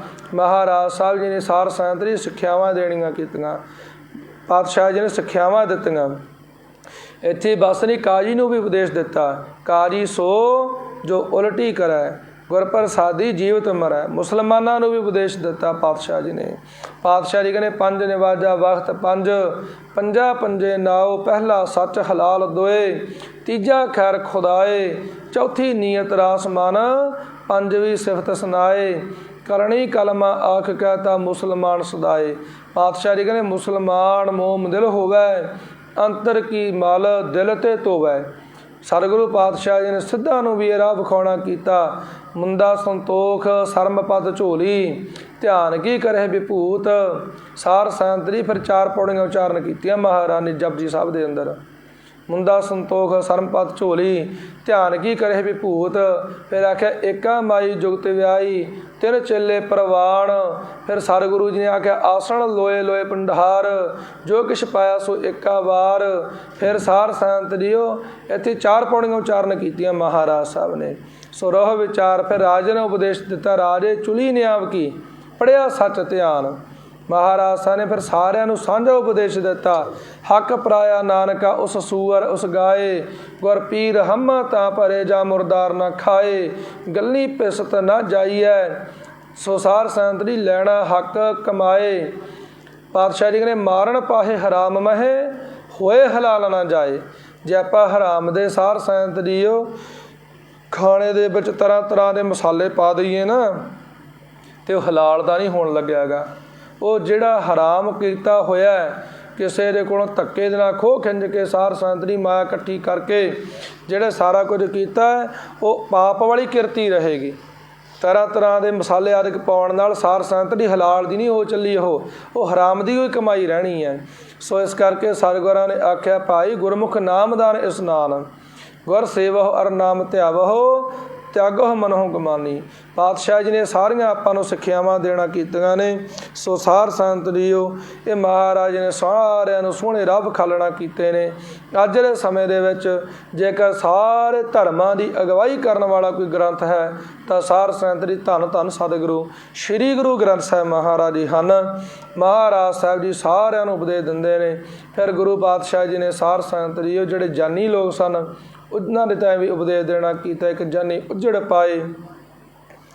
ਸੋ ਸਾਰ ਸੰਤ ਜੀਓ ਮਹਾਰਾਜ ਕਹਿੰਦੇ ਵੀ 3 ਮੁਖ ਨਾਹੀ ਨਾਮ, ਨਾ ਤੀਰਥ ਨਹਾਇਆ। ਸੋ ਐਵੇਂ ਹੱਥੀ ਸਿਰ ਕੋ ਹਾਇਨ ਭੱਦ ਕਰਾਇਆ। ਇਹ ਮਹਾਰਾਜ ਸਾਹਿਬ ਨੇ ਬਾਣੀ ਦੇ ਅੰਦਰ ਬਚਨ ਕੀਤੇ ਹਨ। ਉਹਨਾਂ ਦੇ ਤਾਂ ਵੀ ਸਿੱਖਿਆ ਦੇਣਾ ਕੀਤੀ ਭਾਈ ਵੀ ਤੁਸੀਂ ਵੀ ਪਰਮੇਸ਼ਰ ਦਾ ਨਾਮ ਜਪੋ, ਜਿਹਦੇ ਕਰਕੇ ਤੁਹਾਡਾ ਲੋਕ ਸੁਖਿਆ ਅਤੇ ਪਰਲੋਕ ਸੁਹੇਲਾ ਹੋਵੇ। ਜੇ ਸਾਰ ਸੰਤ ਦੀ ਆਪਾਂ ਜਿੰਨੇ ਉਪਦੇਸ਼ ਦਿੱਤੇ ਨੇ ਮਹਾਰਾਜ ਨੇ ਬਾਣੀ ਦੇ ਅੰਦਰ ਇਕੱਲੇ ਇਕੱਲੇ ਮਜ਼ਮੂਨ ਦੀ ਜੇਕਰ ਆਪਾਂ ਵਿਆਖਿਆ ਕਰਨ ਲੱਗ ਪਈਏ ਸਾਰ ਸੰਤ ਦੀ ਘੰਟੇ ਨਹੀਂ ਉਮਰਾਂ ਲੰਘ ਜਾਣਗੀਆਂ ਤਾਂ ਵੀ ਪੂਰਨ ਰੂਪ ਵਿੱਚ ਵਿਆਖਿਆ ਨਹੀਂ ਜੇ ਹੋ ਸਕਦੀ ਗੀ। ਇਸ ਕਰਕੇ ਸਮਾਂ ਇਜਾਜ਼ਤ ਨਹੀਂ ਸੀ ਦਿੰਦਾ ਗਾ, ਜਿਹਦੇ ਕਰਕੇ ਪੰਕਤੀਆਂ ਦੇ ਅਰਥ ਨਹੀਂ ਸਨ ਹੋ ਸਕੇ। ਹੋਈ ਭੁੱਲ ਗਲਤੀ ਦੀ ਮਾਫੀ। ਅੱਜ ਆਪ ਜੀ ਨੇ ਕਿਰਪਾ ਕਰਕੇ ਮਿਹਰ ਤਰਸ ਕਰਕੇ ਸਾਰ ਸੰਗਤ ਦੀ ਇੰਨੀ ਕੁ ਹਾਜ਼ਰੀ ਪ੍ਰਵਾਨ ਕਰਨੀ। ਸੋ ਕੱਲ੍ਹ ਦੇ ਦੀਵਾਨਾਂ ਵਿੱਚ ਫਿਰ ਆਪਾਂ ਸੰਗਤਾਂ ਦੇ ਚਰਨ ਝਾੜਾਂਗੇ ਜੀ। ਆਖੋ ਪਿਆਰ ਦੇ ਨਾਲ ਵਾਹਿਗੁਰੂ ਜੀ ਕਾ ਖਾਲਸਾ ਵਾਹਿਗੁਰੂ ਜੀ ਕੀ ਫਤਿਹ।